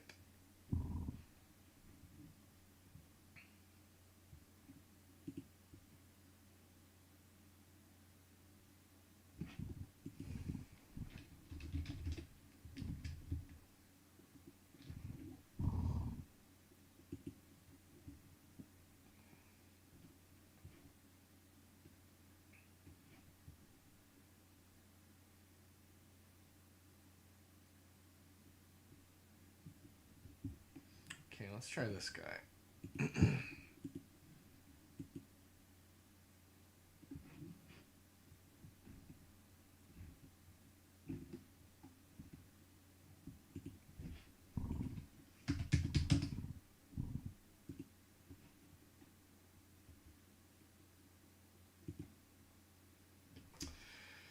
Well, that was a fun stream. I had some good conversation with Ethan. I